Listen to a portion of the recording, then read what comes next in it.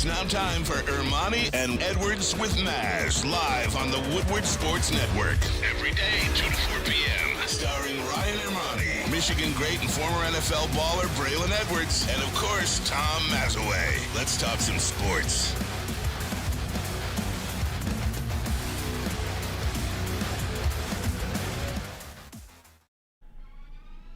Hey, good afternoon. So glad you can join us here on the Woodward Sports Network. My name is Sean Belegian with the one, the only Terry Foster. How did we get stuck together today? I know, boy, did we. You drew the short straw. No, sir.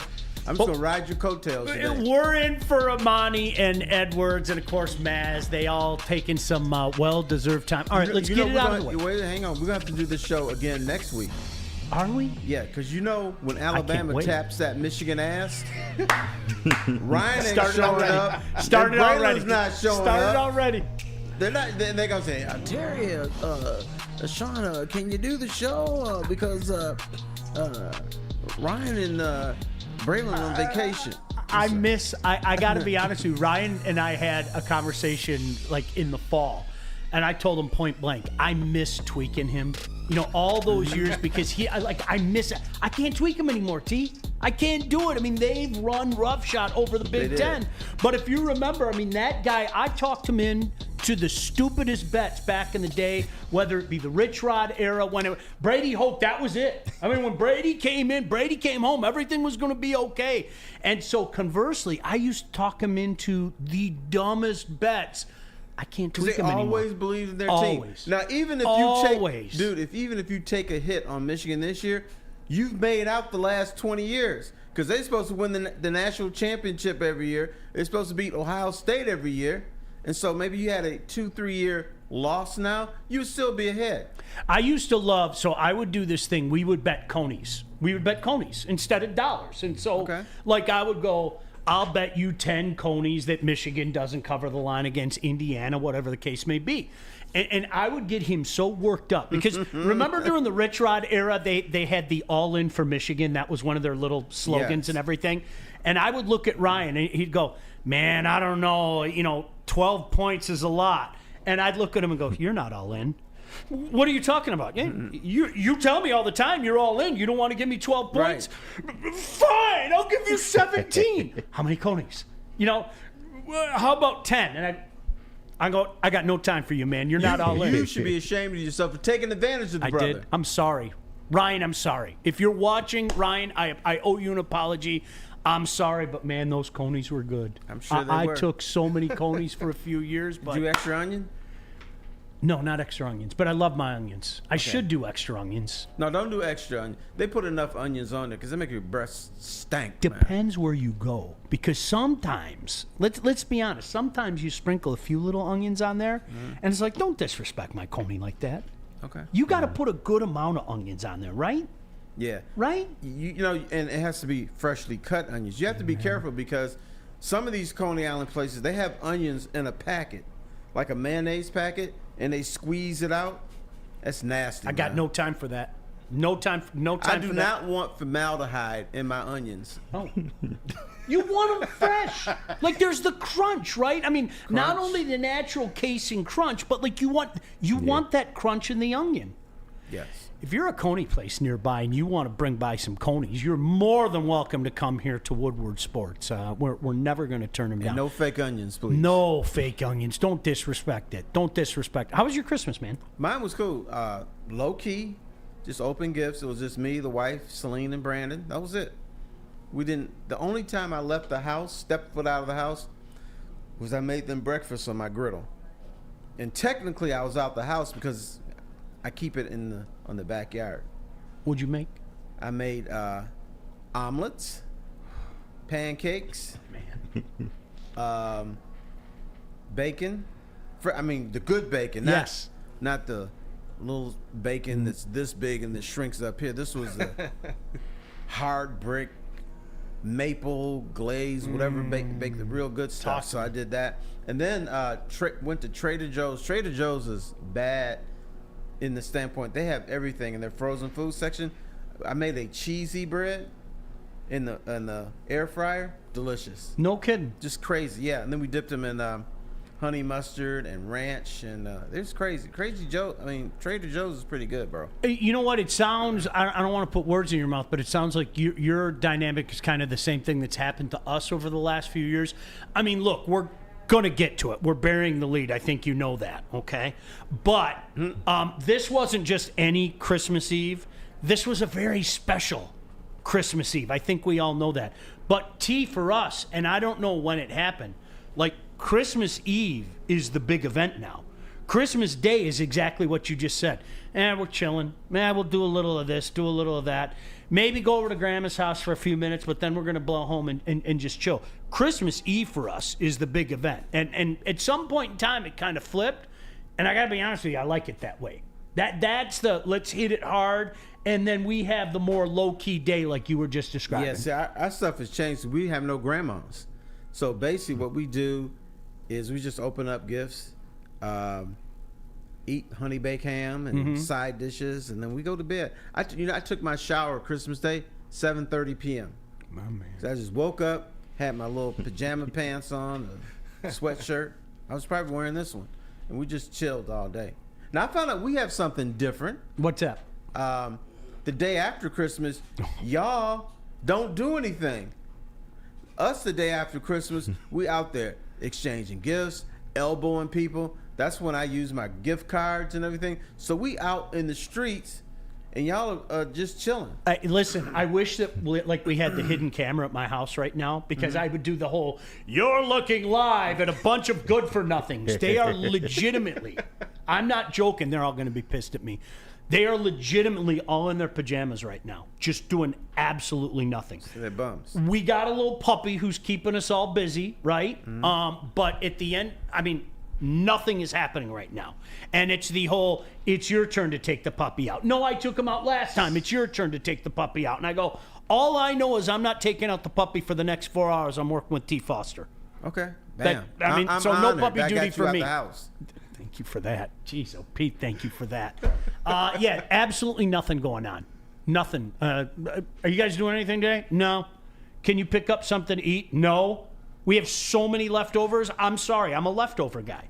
I'm a big leftover guy. I got some leftover. You know what I had for lunch? What'd you have for lunch? Honey baked ham. My man. See? Second day. And it's delicious the second day. I've got some brisket left over because I'm telling you, T, I know you're a smoker as well. I nailed this brisket. And my wife was like, what did you do different? And I go, I don't know. Maybe it was just the atmosphere. The smoker just works. Yes. For instance, I went like 6 months. My ribs were like, all right. And then one day I made them, and my son said, these are the best ribs you've ever made. So I had to taste them and said, they are. What happened? And I didn't change anything. It just smoked the right way. Yeah. That was honestly, that was the whole situation with the brisket for me, T, is I didn't do anything different. I like everybody else, I think I make a pretty darn good brisket. There's something different about this. It may have been this. I don't know. It may have been that. Maybe it was the Lions. The Lions made everything better on Christmas Eve. Because you were so happy that they won. I was so happy. I'm not going to lie. Terry, you and I have talked about this for years. You are the consummate professional, and I mean that with a tip of the cap respect. Okay. There are certain things I can't ever, I can't let go of my fandom. I can't. And our mutual friend Tom Kowalski used to kill me for that. And I said, I wish I could just turn it off. I wish I could. Honestly, I'm supposed to for my job. I am a Lions fan. I grew up loving this team. I'm always going to love this team. I think you can separate doing your job and your fandom, but you can't do it while you're watching the game. I was that agitated, jittery person watching the game. I wish I could turn it off. I'm missing out on life because Lion fans, all these fans, they get jittery before games. You're like, oh, God. And then every play is like live or die. I just don't give a shit. If they win, good. If they lose, too bad. See, I subscribe to something I've heard you say 1,000 times over the years, and I'm serious. I subscribe to the theory that every NFL game, there are 2 or 3 plays that dictate the game, right? Actually, you didn't. You heard me incorrectly. There's 5 or 6. Okay, 5 or 6. Yes. So, Terry, I remember I heard you say that like 20 years ago, and I was like, that son of a bitch is so smart. Like, he is so I smart. am. No, I'm You're right Terry, about that. So, Terry, to that point, like, I'm not every play guy. I'm not because I know that there are going to be 50 other plays like that. You know what? Right. All right, you get a chance to make amends for that screw up. You get a chance to make amends for that. So I'm not live and die on every play type of thing. You know, and NFL games now are much like the NFL itself. It's cyclical. When you think it's going in one direction, you better think again. You know, unless you're watching San Francisco and Baltimore last night, which you're an idiot if you can't realize which way that game was going. You know what I mean? Yeah, that's one of those rare NFL games where, and you know what? Lion fans either don't watch other games or they're kind of stupid. You know, they beat Minnesota by 6. Why come they didn't beat them by 15 or 16 points? Have you watched the 2023 season? 70% of games have been decided by one score. Yep. I don't care who's out there. Miami and Indy, San Francisco and the Bears, San Francisco and the Minnesota. It's all coming down to one score games. That's the National Football League. It's exactly the way they want it, man. Right, and the Lions did what they had to do. I do this little show, Woodward in Maine, and I said, the Lions are going to stay like one step ahead of Minnesota, but bottom line, Minnesota is going to have the ball at the end of the game with the chance to either tie or win, and they won't do it. That's the way it comes down. That's a league. it. Yep, that's the league today. So we'll wait and see what transpires the next couple weeks. You and I have some thoughts on that. And, Terry, I'm a prove-it guy. I have felt that this is the beginning, and we're going to get into this in just a couple minutes. Obviously, talk about everything that transpired on a very, very memorable day in Minnesota. But I'm a big fan of, okay, cool, this is great. I'm going to enjoy this. It's something we haven't been able to say in 30 years. Now you have an opportunity to really shut people up, because you know as well as I do, there are people waiting to use those 3 letters that nobody wants to hear. And it was funny, somebody dropped those 3 letters on me over the weekend, and I was like, whoa, time out. Remember the last time they won a division? You can't use those 3 letters. But what they do, Terry, is they move the goalposts. Well, what if they go lose to Seattle in the playoff or lose to the Rams in the playoff? Then we can use those 3 letters. But it hasn't happened. It hasn't happened. We can't use it, right? No. There is one more same old Lions scenario that's going to be staring at us.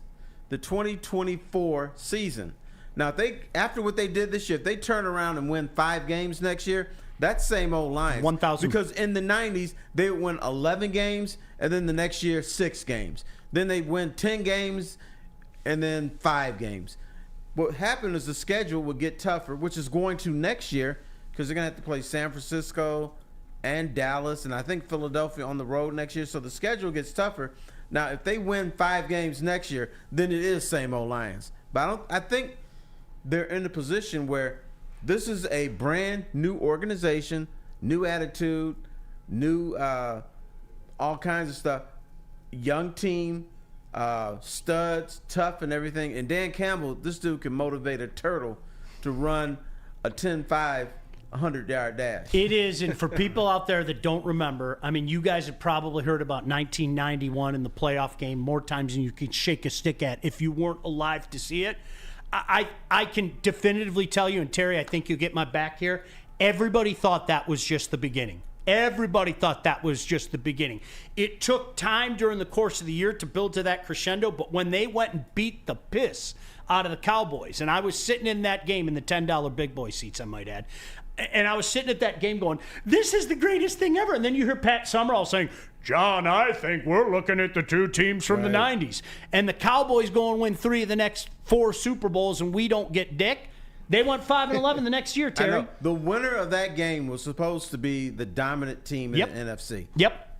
So I don't think history is going to repeat itself. We'll tell you why. We'll talk about what we saw over the weekend and what we might see come playoff time. But first, Do I have to tell them about our friends at Les Stanford? Tell them about Dispo, actually. Okay, well, let me tell you about our friends at Dispo. I'll tell you about Les Stanford later. Experience the Dispo difference this Christmas season. Dispo is giving away a TV as well as 2 $100 in-store gift cards per week at participating locations for the month of December. Nobody, and I mean nobody, does it like the Dispo family. Unwrap the joy of Dispo Dispensary every week. Join them in celebrating for the holidays. You can see the store for more details. Dispo Dispensary, disposhops.com. That's disposhops.com, your local cannabis plug. More with Terry Foster and Sean Belegian next. Your home is your most important asset.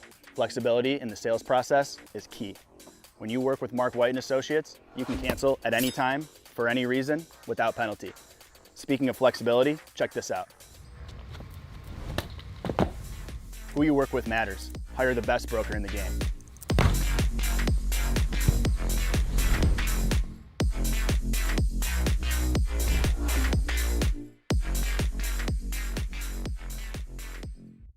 Brace yourselves, Detroit. As the sun begins to set, 2 of Woodward Sports' brightest young stars will be taking the mic for a brand new show. Woodward Nights with Spooner and Broder. The dog days in Detroit are over, and the boys are unleashed. Join in on the banter and hop on the bandwagon of the #1 night show on the internet. Tune into the Woodward Sports YouTube channel every weeknight from 8 to 10 p.m. Woodward Nights with Spooner and Broder.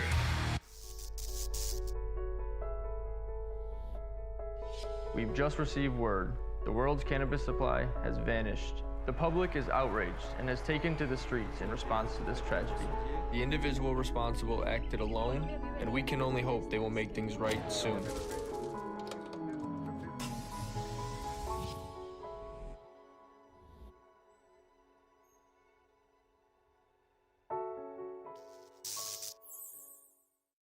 Hey folks, I got some breaking news for you today. For over 60 years, Fairway Packing Company has provided Michigan's finest restaurants and hotels and casinos with prime beef, Wagyu beef, and dry aged beef. And Sean, I got something for you. Yes, sir. Fairway Packing provided the beef at the Lindale AC. Now you remember that place? The best burgers in Detroit in history, and they got them from Fairway Packing. Experience the Fairway difference for yourself today. Visit the steak shop in Grosse Pointe Woods for grab-and-go steaks or order online at fairwaypacking.com. And if the Lindale AC comes back, you know where they're getting their beef. Fairway Packing. All right, Great welcome read, back Terry. in. Terry Foster, Sean Belegian with you. Terry, I'm Yes, gonna go sir. back. I'm gonna go back 2 years ago. There was a lot of excitement about this football team. A lot of people, as fans are apt to do, wanted to put the cart in front of the horse. How amazing is it when you consider Terry Foster, who has been here forever, who has covered this team forever? The Lions had a long-term vision, and they made it happen. I'm going to be honest with you, I don't think enough's being said about it. You didn't have to be a rocket scientist 2 years ago to figure out that what they were doing was all about getting ready for 2023 and then really being ready in 2024. The Stafford deal, the extra picks, et cetera, et cetera. Terry, this is a management team that had a vision, and they made their vision come to fruition. They did, and they also are being patient. Fans were livid with Brad Holmes because he didn't get Chase Young. He didn't pick up another defensive player in the free Montez agency. Sweat. But the Lions do not believe in overpaying for guys who are not on their team now. If they're going to overpay, it's going to be for Hutchinson or Jahmyr Gibbs or someone like that. They're going to reward their own guys. But the Lions don't want to put the cart before the horse. They have a game plan. And Brad Holmes, you can call him stubborn, which he is, but he's got a game plan. He's sticking with it. He's not going to let me or you rush him. He's going to do it on his own time. And that's the right way. If you're going to build a championship team, you build it through the draft. And I think when they feel that they're a player or two away from being a Super Bowl team, they will get that player too. Probably in the back of their mind, and they've never admit this, they know it's not their time yet. whether they got Chase Young or anybody else, it's not their time yet. But I will tell you this. You have to understand, San Francisco, Philadelphia, Dallas, they've been doing it the right way for decades, or for at least a decade. The Lions have finally became a good organization in the last 3 years. So, and to me, the MVP of this whole thing, and she doesn't get enough credit, Sheila Hamp. Yep. Because what Sheila Hamp did was, I think she studied her parents. She realized that the dad would hire the wrong people, then keep them too long. And another thing that he did was he would meddle. He would say, yes, go ahead. You got the organization. I'm going to let you do your moves. But then he would say, yeah, you know what? I know we got the 10th pick, and I know you want a defensive end, but I could really use a quarterback in here. And he would get in there and make decisions. Sheila Hamp, all she does on draft night is get the shit kicked out of her by Brad Holmes and just says, okay, fellas, whatever you agree with, I'm with it. She's not meddling. She's not trying to be the smartest person in the room. And I think that really plays a long way for the Detroit Lions' success. That's what I love, Terry, is, you look back to a couple years ago and everybody and their brother, wanted to, again, put the cart in front of the horse. And these guys were wise enough to sit back and say, we've got a lot of work to do and we're going to do it the right way. And you hear about window all the time, right? Mm-hmm. And I'll go back to 2014. That was a pretty special team. Okay, that team that went 11-5 was a pretty special team. Solid. And we all know about what happened in Dallas. It sucks. To me, Terry, going back, I can't even mention it to me, it's the Des Bryant helmet more than anything. Right. I mean, that's an automatic penalty, period, end of story. We can debate, pick up a flag or anything. People who don't know, Des Bryant whipped his helmet off in the middle of the field, and no penalty was It's a penalty, period. Yeah. That's not a debate. That's not we're going to pick up a flag. I don't think enough was talked about that. But, Terry, that window was very small. And you don't have to take my word for it. I talked to guys from that team that point blank told me, yeah, we kind of knew like that may have been our one shot. What is special about this, Terry, and I do not believe, for the record, that we're going to see a repeat of 91 going into 92. Right. And we knew it the first game in 92. Trust me, the Bears caught a touchdown on the last play of the game, and you're like, here we fucking go again. I'll never forget that. Some guy named Jim Harbaugh threw a touchdown, by the way. But Terry, this window, okay, to your point, this window is open for a few years. And here's why I say I believe it's open for a few years. I have no reason to believe at this point in time that Brad Holmes isn't going to continue to build this team the right way. What can we look at from Brad Holmes and sit back and go, man, he screwed that up and he screwed that up, right? Now the impetus is to the worrywarts out there. Show me why I think he's going to screw this up. Because we haven't seen much of that from him in his tenure. No, his biggest challenge is going to come 3 years from now. Yep. How does he keep these players? How does he keep them happy? And right now, what he is doing is he's putting players out there who belong in Nordstrom, but he's paying Walmart prices. At some point, you're going to have to pay him. That's going to be the biggest challenge now, because the dude knows talent. He knows what he's doing. He understands the culture. Now, I do think they take the cultural thing a little too far. I want 5 or 6 assholes in my locker room. 5 or 6 dudes I don't like. 5 or 6 dudes I'm telling, kiss my ass, I don't want to talk to you today. But you need that, especially on defense. I've talked to Aleem McNeil a lot this year. Nice guy, but one thing he does say, got to play violent. Got to be mean, nasty, and violent. I like those words when they come out of his mouth. Too often, when the Lions were just mediocre, defensive guys just the sweetest guys in the world, and you know good and damn well they weren't going to win. Yep. Terry, you know what? I go back to, the 90s, okay, and that group, which I think it's safe to say we all expected more out of that group, right? It never happened. They got the one playoff game. But think about that one end of the locker room, and it was basically the U area of the locker room. Right. Where, you had the guys from the U that were hanging. Benny Blades was always ready to hold court and go off about something. Perriman was always... I like that. I like those guys that were pissed off after the Lions had one of those games. Not, it's a process and we just have to bite kneecaps. And no, these guys were pissed off and ready to rip someone's head off. Me and Brett Pearman almost got into a fist fight. Did you? Yes. I wouldn't want to mess it up. Because what happened was Brett Pearman, even though Herman Moore was on the team, Barry Sanders was on the team, with Johnny Morton and some others on the team, Brett Pearman thought I should get the ball more. So he's been in my ear about they got a game at Tampa. He said, T, I need the ball more. I can do things. I can help this team win. I can put us over the top. So I wrote a column, said, you know what? I'm tired of his bullshit. I'm just going to give the ball to Brett Pearman. So they go to Tampa, tight game. Lions get the ball. They're down like 3 or 4 points. So they're moving up the field. Pass to Brett Pearman. He fumbles, and they lose the game. So afterwards, there are a bunch of Lion fans. Lion fans have been pissed off for years. There's a bunch of Lion fans throwing fruit and vegetables at the players as they come off the field. And so it's like a Looney Tunes. You always see that in the. But when Bugs was always throwing shit at poor, the Tweety Bird or Sylvester. And I wrote a column that said, angry Lion fans were throwing fruit and vegetables at disgruntled Lion players. And my line was, most of those fruit and vegetables should have hit Brett Pearman in the face because he had the game in his hand and screwed it up. He was the one begging for the ball and screwed it up. Man, he was pissed. Next time, because when I write something like that, I got to show up in the locker room. 1,000%. He said, "Man, what's that bullshit you put in the paper?" I'm like, "Hey, dude, you want the ball and you didn't do the job.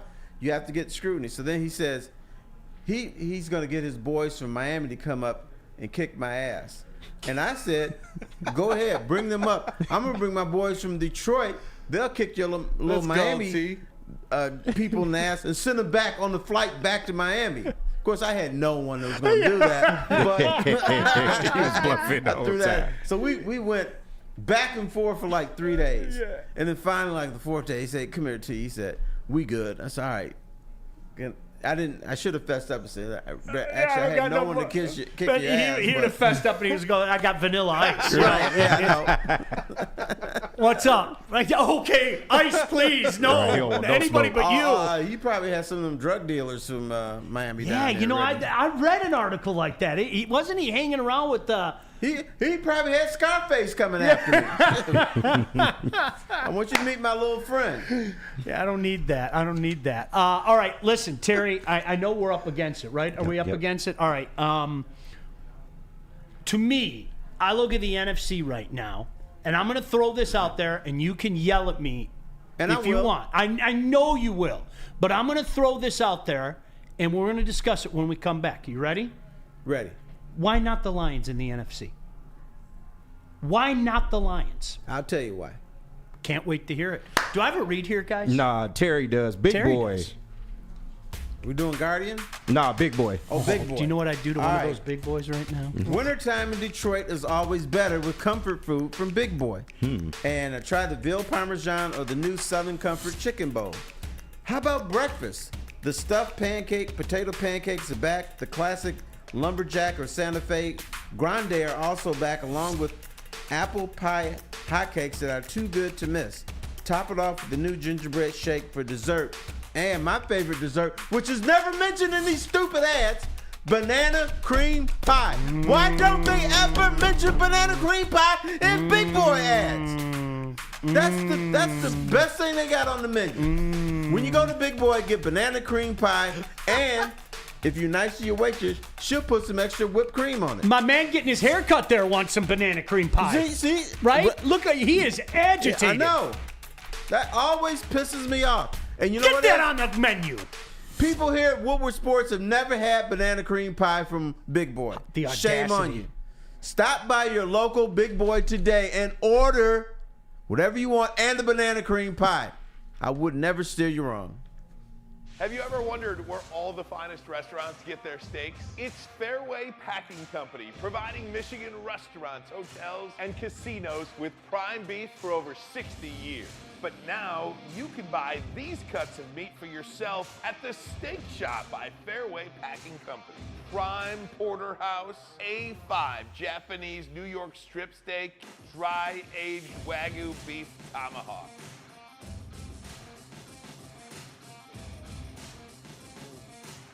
Delicious. Get to the Steak Shop today. Enjoy fine wine, have a private party, and get the finest cuts of meat anywhere. The Steak Shop on Mack Avenue in Grosse Pointe Woods, or order online, fairwaypacking.com. Where's the most convenient place to get that big fitness energy? It's Planet Fitness. Join today for just $1 down, $10 a month. With over 2,400 locations and equipment for every workout, you can get in, get energized, and get going. And with free fitness training and most clubs open 24 hours, everyone belongs in the judgment-free zone. So join today for $1 down, $10 a month, no commitment, cancel anytime. Deal ends Wednesday, September 13th. Join now at any Metro Detroit location. Hurry, offer ends soon. Woodward Sports' own Tom Mazaway and Sam Stick Day will be hosting our Lions postgame show after every Lions game all season long. Tune into the Woodward Sports YouTube channel for his hot-off-the-press takes, game analysis, and Kool-Aid sipping celebrations. You won't want to miss it. Join Maz, Stick, and special guests each week immediately following every Lions game, exclusively on the WSN YouTube channel. Drafting is complicated business in professional sports. Eric Ebron over Aaron Donald, Darko over D-Wade, Stanley Johnson over Booker.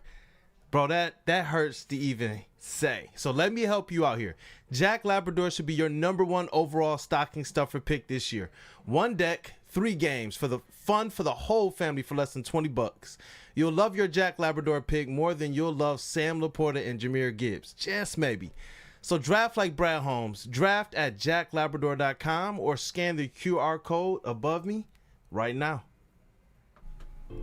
So, Terry, we've all been through hell if you're a Detroit Lion fan. I don't care what age you are, okay? And I'm not going to take the, well, I've seen more. No.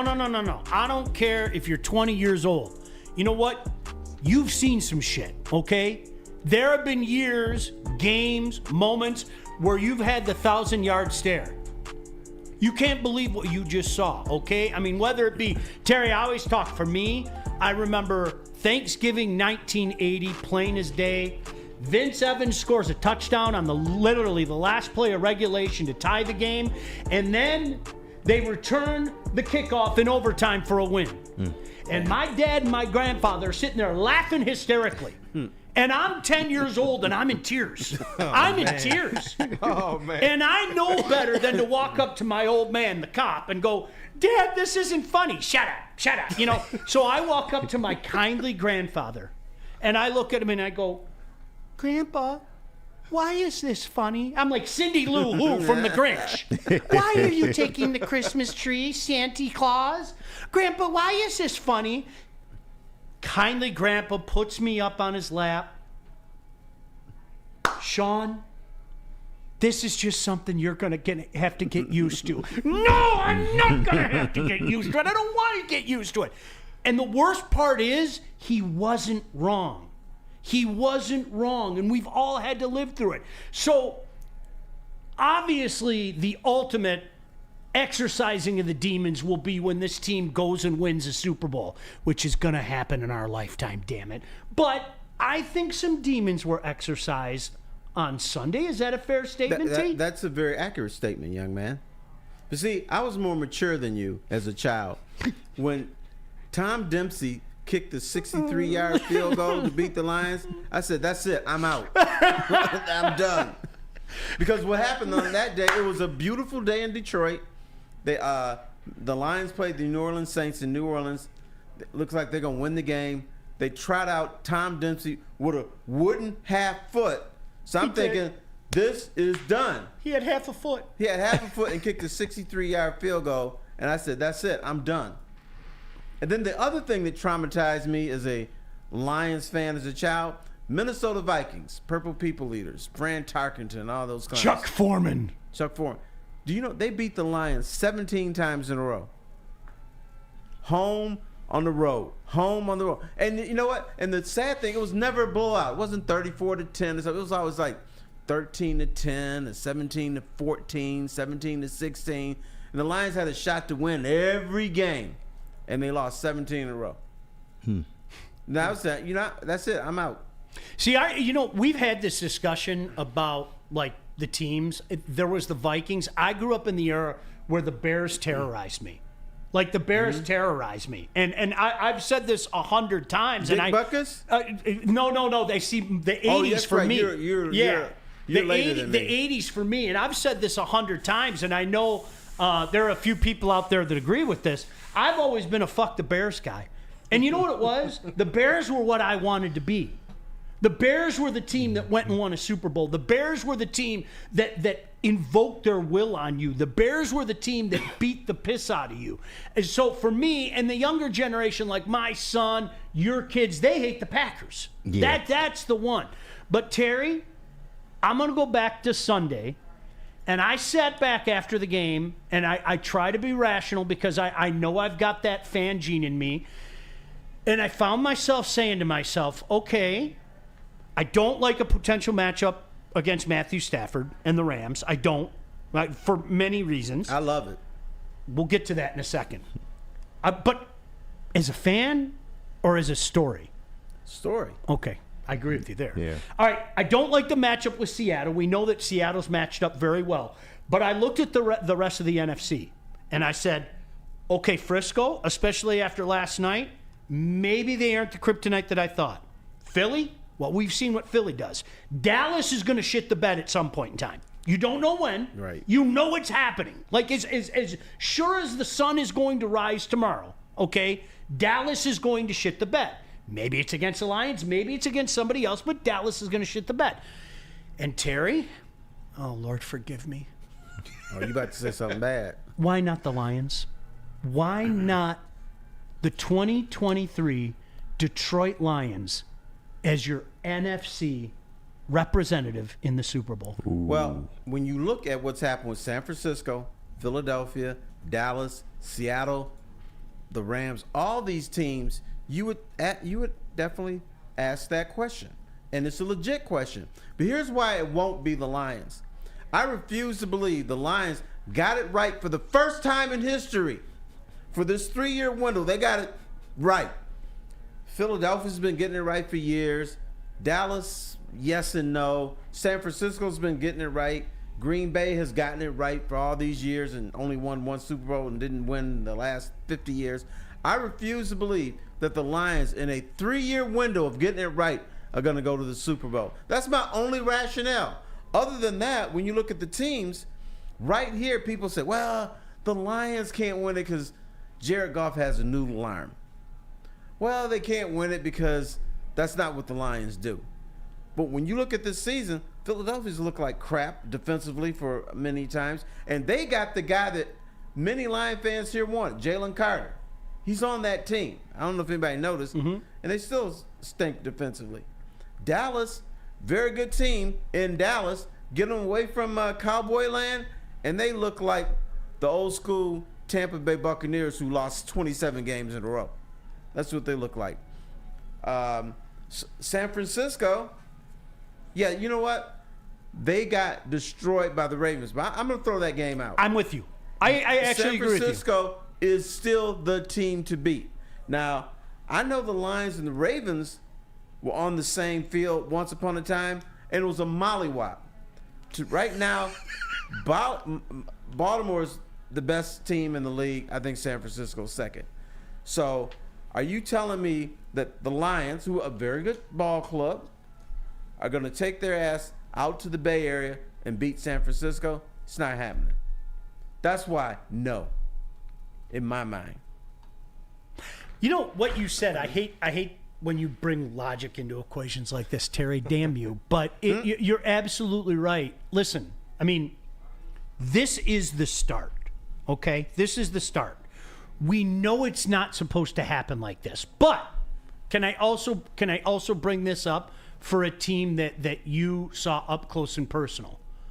Could they maybe be a year ahead of schedule, like say the 2004 Detroit Pistons were? They could be. It could be. Could it be? Because do you agree with me? I think going back to 04, well, this is cute. We made the finals. We're going to get smoked by LA. Let's see what happens next year. And they won the NBA championship. Is it possible? It's possible. There's something happened in that series, though, before they even started. Now, before the series began, I was on the radio screen. Oh, LA's going to kick the Pistons' ass. The newspaper sent me out to LA to do some stories on the Lakers before the series. And I could tell the 3 or 4 days out that the Lakers were unfocused. They were talking about when they beat the Pistons. They didn't know what the Pistons did. I was asking them questions about the Pistons. They were like, I don't know what they do. Whatever. And Phil Jackson, in his book, just said, we really didn't pay attention to the Pistons. So once I went out there and I was smelling what's the Bengay for Karl Malone and Gary Payton, I knew this team was not going to beat the Pistons. So I changed my mind and said the Pistons are going to win this series because I thought the Pistons were pretty good, but Los Angeles was unfocused, and Kobe and Shaq were fighting. Yeah. So that was done. You know what's interesting? Lindsey, of course, Lindsey Hunter, is here on Woodward Sports. He told me point blank, he's like, we all knew we were going to win that series. He goes, right, but it didn't matter what any of you idiots in the media were saying. Because you can and I say that now. Well, of course, yeah, that's how it works. But Terry, for the reasons that you just gave is why I sit back, and I wish I could turn it off. The reasons that you gave, including the San Francisco reason, are why I sit back and say, why not the Lions? A trip to Frisco terrifies me, and I still twitch a little bit when I think of Monty Clark doing this, going back to 1983. If you don't know what I'm talking about, YouTube is your friend. You can look it up. But, Terry, I just don't look at the NFC right now, okay? And again, take into consideration the National Football League is this cyclical thing, week to week, game to game. I don't look at anybody right now, Terry, and go, ooh.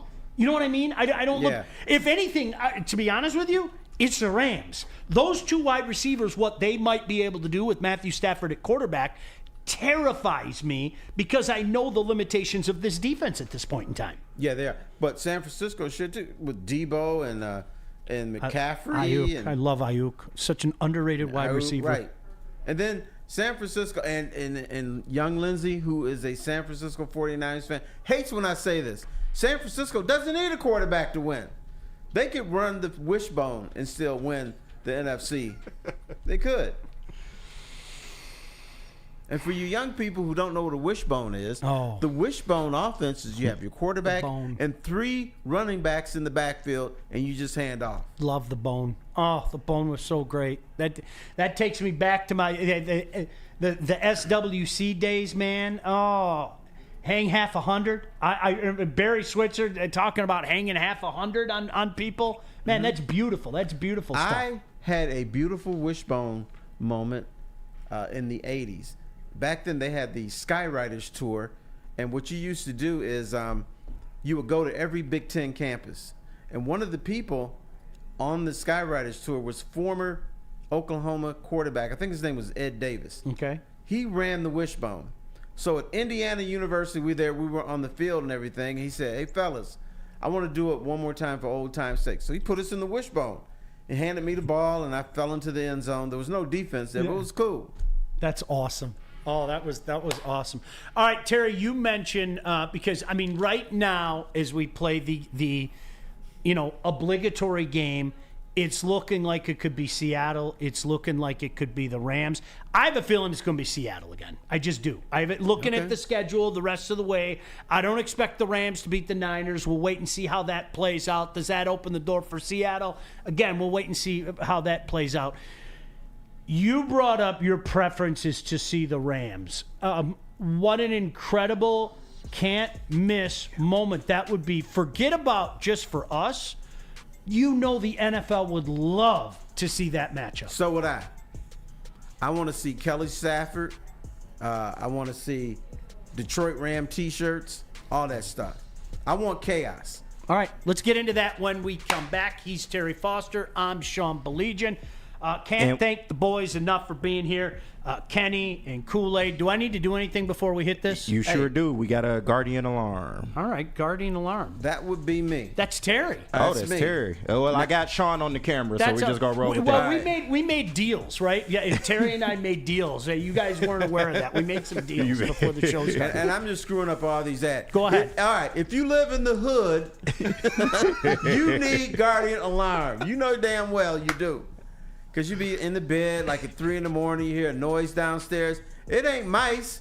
It's somebody trying to break into your house. So what you need is 24/7 monitoring from Guardian Alarm. Call us anytime, any night. You know the Guardian Alarm team will stay on the phone as long as needed. Because those people in your house are thugs. So call 1-800-STAY-OUT. 1-800-STAY-OUT. Particularly if you're in the hood. Because they're going to get you one day, but not if you have Guardian Alarm. The technicians will be there, the police will be there, and you're going to be safe. 1-800-STAY-OUT. Call Guardian Alarm today. 1-800, what is it, Sean? Stay out. You damn Skippy, especially if you live in the hood. Stop searching for a vehicle and start finding one. Les Stanford Chevrolet Cadillac makes it easy. We harness the power of multiple dealerships and own the biggest selection of GM brands in the area to get you the car you need. With the Les Stanford Group, you'll have access to 4 different dealerships, providing you with more makes, more models, and more choices. We're connected to more than 1,000 vehicles, and with so many high-quality CPO vehicles available, you'll find new car quality at pre-owned prices. You can start and end your search at lesstanford.com today.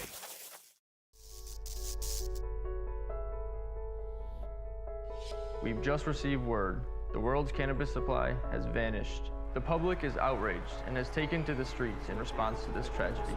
The individual responsible acted alone, and we can only hope they will make things right soon.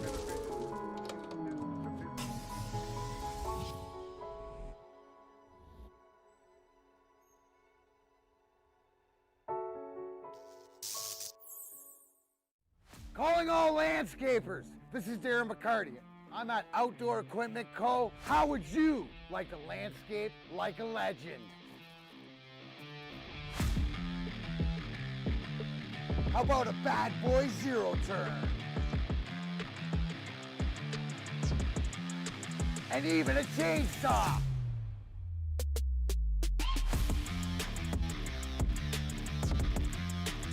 And even a weed whipper. Whether you landscape for your job or landscape for fun, get all your equipment from Outdoor Equipment Co., the official equipment provider of Woodward Sports. Michigan grown, family owned. OutdoorEquipCo.com. Now, coming to Woodward Sports, Woodward and Main Street, the Woodward Sports Network Detroit Lions Show. Let's go!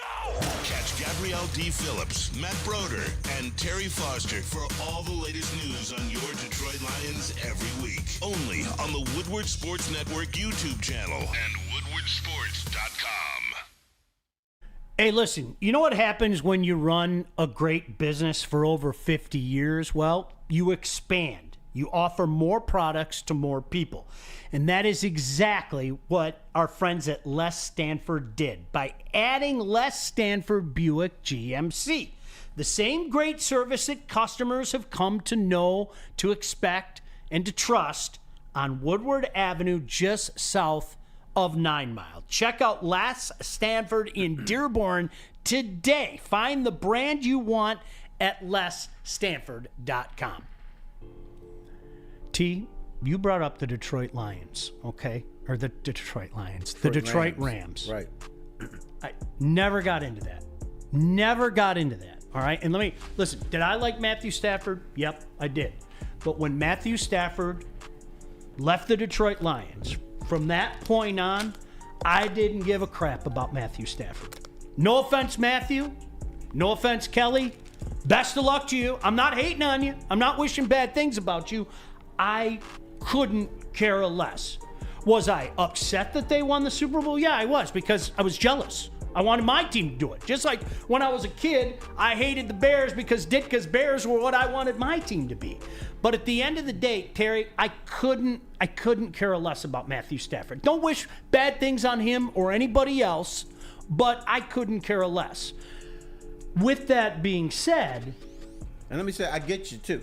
Yeah, Willie, best of luck, dude. I hope you lose every time you play us, including if it turns out in the playoffs at home.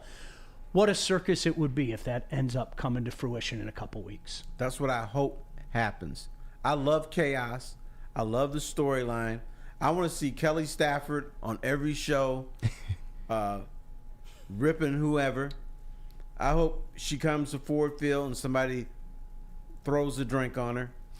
I hope Matthew Stafford comes here and passes for 400 yards, but then throws 2 interceptions. I want to see a show. I want to see fun and games. I want to see Detroit Ram T-shirts. Go for it. I love storylines. I love great storylines. Can we? By the way, Rams are not going to beat the Lions at Ford Field. Oh, I'm terrified. Let's get to that in a second. Can we? We need to burn the whole same old Lion stuff, right? Yeah. Can we have a big bonfire out here, maybe in the middle of the island of Woodward? We need to do that. And burn all the Detroit Lions shit. I'd be with Detroit it. Lion. I don't know Detroit about Ram Birmingham shit. police, but- Can we just seriously? Yeah. I got a shirt. And I want to be like Jimi Hendrix. I'm going to be sitting there like this, like Jimi Hendrix. Look him up. Seriously, enough. I don't want it. No more, right? At that point in time, you got to drop the bit, right? You can't drop same old Lions until after next season. Can I? That's the last. Can we drop Detroit Rams though? It's over. No, right? no, you can drop that. Thank you. Jeez. I tell you what, Lions play the Rams. Bring your stuff. I'll bring my shirt to Ford Field. We can burn it outside of Ford Field. Let's do it. Right? Let's do it. We'll get arrested, but we can burn our stuff outside of Ford Field. I'm sure the fine municipal people here in Birmingham love the idea of burning it in the middle of Woodward. I'm sure that went over real big. Do it outside Ford Field. You get my point. Enough, right? Yeah. So you like it. You're not worried about. I'm worried about what Puka and Kupp would do in particular. Oh, they're I'm good. absolutely terrified. All right, look, I got something for you. All right. Every team you play in the playoffs is good. Yeah. Or else they wouldn't be in the playoffs. This just in. Shocking news, huh, everybody? This just in. Terry's breaking some stuff. Every team is going to have somebody that you fear. But the bottom line is, I think people who are Lion fans, and that's you, have to look at your team as being a team that's pretty damn good. Amon-Ra St. Brown, smallest tight end in NFL history because he's a great safety valve. Jahmyr Gibbs, a guy with the speed. David Montgomery, he moves piles. Sam Laporta, where the hell did he come from? This little college called the University of Iowa. And when George Kittle said he's legit, before I saw it, I said, well, he's legit. So they have so many weapons, and now the defense is rounding into shape. Iffy is now a player. Yes, sir. And every time the Lions play, the last 3 years, there's always somebody in the middle of the season that comes on that you didn't know could play. Who could play? James Houston came on late last year. Iffy is coming on late this year. These 2 other dudes, I forget their names, have come on late all of a sudden. So what is happening with the Lions is this good team that the coaching staff is developing players. Yep. And we're afraid to say that. Huge. Basically because the Lions have been inept for so long, we're afraid to say, you know what, they're doing something good here. Yep. They're developing players. They're getting better. Guys are getting better as the season goes on. So don't be afraid of the Rams. All right, how far are they taking this? Right now. Right here, right now. Win a playoff game, done the next round? Yeah, because they're going to lose at Dallas. If they could beat Dallas, they're going to go 2 rounds. Win 2 rounds. See, I feel the same way. But Dallas is just, I'm sure, pissed off after getting mollywopped on the road a couple of times. They protect home very well. And I just don't think the Lions have enough on defense to stop Dak Prescott when he's going to be real comfortable at home. And even if the Lions keep it close, there's going to be some crappy call that screws them at the end. He is night and day. Talking about Dak, he is night and day from being in that building. And you know what? Don't lose your mind. I'm with you, Terry. I'll take it a step further. I have a feeling they're going to get pounded on the 30th. I really do. Going down to Dallas is pretty pissed off right now. It doesn't change things in the long term, and obviously I hope I'm wrong, but everything about that, the Lions having, the short week after a I mean, let's face it, a historic win and historic circumstances with them winning the first division in 30 years, and Dallas got to be pretty ornery right now. Boy, you mix all that up, and I'm not liking the chances on the 30th. With that said, young man, all right, I'm not resting players this week. No, I'm going into Dallas. No, like I'm gonna win. I'm going to Dallas like I'm gonna stomp that ass, because you still have the number 2 seed in play. And what's the importance of the number 2 seed? Every game you play in the playoffs, except San Francisco, is going to be at home. Yep. The Lions are a different team at Ford Field. 100%. What do we say about Jericho? Oh, he can't play in the cold. He can't play outside, blah, blah, blah. And there might be some truth to that, but he still has a winning road record, and he wins most of his games on the road. But I still would feel more comfortable with them playing at Ford Field. 100%. I mean, and you know what? These are things, Terry, like what you just brought up. I mean, think about the NFL being cyclical. Honest to God, ask yourself this question. Who really thought that the Lions had a shot at number 2 and God forbid, even number 1 just a couple weeks ago? Right. Just a couple weeks ago. I didn't. I have accepted the fact for probably a month now that the Lions were going to be the 3rd seed. And all of a sudden, you know what? I'm sitting there going, they got a damn good chance at being a better seed than that. They do, but when you listen to people in this community, you thought they were like the 8th seed. No. But that's because Lion fans don't know how to support a team that's actually good. And I tell this story. When the Lions stunk, there was the guy, car wash guy. I'd get my car wash, and this dude was like, "Oh, the Lions gonna be good." I said, "Dude, they're 4-7. Yeah, but they're gonna win all the rest of their games, and they'll be 9-7. They're gonna do this." It never happened. Then, what was the game when they lose to the Bears? Mm-hmm. They're 9-3. I'm running the car wash guy. You know what he said? They're gonna lose the rest of their games. I said, "Wait a minute, dude. When they sucked, you said they're going to win the rest of the game. Now they're actually good, and you think they're going to lose the rest of their game? What's wrong with you?" It is unbelievable. But again, this goes back to what we talked about earlier. I mean, what this franchise has done to us as individuals is unbelievable. I mean, we should celebrate certain things, and we don't. It's almost like you're waiting for the other shoe to drop. Well, we're never going to beat this team, and we're stuck at number 3. Why? Who says? This team has already rewritten a lot of things that we thought were true, and why not keep it going? I have a question for the youngins. Okay. Yeah, I'd love to hear from the youngins. I'm gonna throw. Let's take a break question. real quick, though. But yeah. What's that now? Let's go to break first, but we can come with the question after. All right, I'll ask you a question when we come back. All right. Kenny, I think I know the answer with Mr. Kool-Aid over there, but I'm intrigued to hear about you. All right, is there for anything I have to tell people about? No, but there's something I have to tell people about, and that is Swiss Insurance. I know y'all got football on the brain, but also y'all should have insurance on the brain too. Come on now, it's wintertime. Perfect time to shop your home and auto insurance, so shop it like a pro with Swiss Insurance. They got you covered. They cover us here at Woodward Sports Network, and they should be covering you. So give my man Mark a call at Swiss, 248-800-4177. Again, that number is 248-800-477 Swiss Insurance. Your home is your most important asset. Flexibility in the sales process is key. When you work with Mark White & Associates, you can cancel at any time, for any reason, without penalty. Speaking of flexibility, check this out. Who you work with matters. Hire the best broker in the game.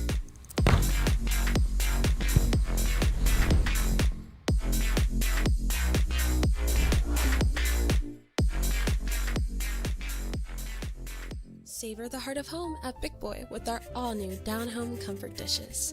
Feast on home-style goodness with our Southern Comfort Chicken Bowl, veal parmigiana, and apple pie hotcakes. The down-home delight doesn't stop there. Potato pancakes are back. Dive into the richness of our perfectly crafted potatoes with our classic potato pancakes and our stuffed potato pancakes. Top off your meal with our new gingerbread shake, a seamless blend of creamy vanilla and sweet gingerbread flavors. Nothing beats the comforting taste of down-home cooking. Enjoy every bite, only at Big Boy. Woodward Sports own Tom Mazaway and Sam Stick Day will will be hosting our Lions postgame show after every Lions game all season long. Tune into the Woodward Sports YouTube channel for his hot-off-the-press takes, game analysis, and Kool-Aid sipping celebrations. You won't want to miss it. Join Maz, Dick, and special guests each week immediately following every Lions game, exclusively on the WSN YouTube channel. At work and at home, we're there with smarter security solutions. Featuring complete automation with customized alerts and more. For over 90 years, we've been the company that's been counted on to protect what matters most, all with personalized service and care. Right now, for a limited time, receive a free video device plus free installation with a new home system. Guardian Alarm. We protect Michigan. Hey, come to Lady Jane's Haircuts for Men for an award-winning haircut experience. Register to win a trip of your dreams, an all-expenses-paid suite for the 2024 NC2A Tourney. That's right, no expense spared for you and 5 of your best buds. Lady Jane's Haircuts for Men, open 7 days a week, walk in anytime. It's wicked awesome. Talked about them for a few years. I'm familiar with their work. As a matter of fact, I might go see one of them after the show. It's getting get a little bit done. Terry Foster, Sean Belegian, hour number 2. When I walk in there, they laugh at me. Say, ain't nothing we can do for you, brother. So I know I'm probably asking the wrong guy because, of course, our boy Brandon Dent, Detroit Kool-Aid, covers the NBA so well. And you deserve combat pay for what you've had to endure this year, my friend. Kenny, I don't know you. I mean, Kenny and I just basically met each other. Seems like a great dude. Upstanding young man. Let me. I'm going to ask you guys both this question because Terry and I were talking about this before the show started. Okay. For years, Christmas Day was sitting in my front room, and the television was on in the background. Yeah. And it didn't matter who was playing. The television was on, and we were watching the NBA. Right? Yeah. I mean, for years. Yeah. That's just what you did on Christmas Day, NBA right? is Absolutely. the unofficial first game of the NBA season. And Christmas I thought it was absolute brilliant branding by the NBA.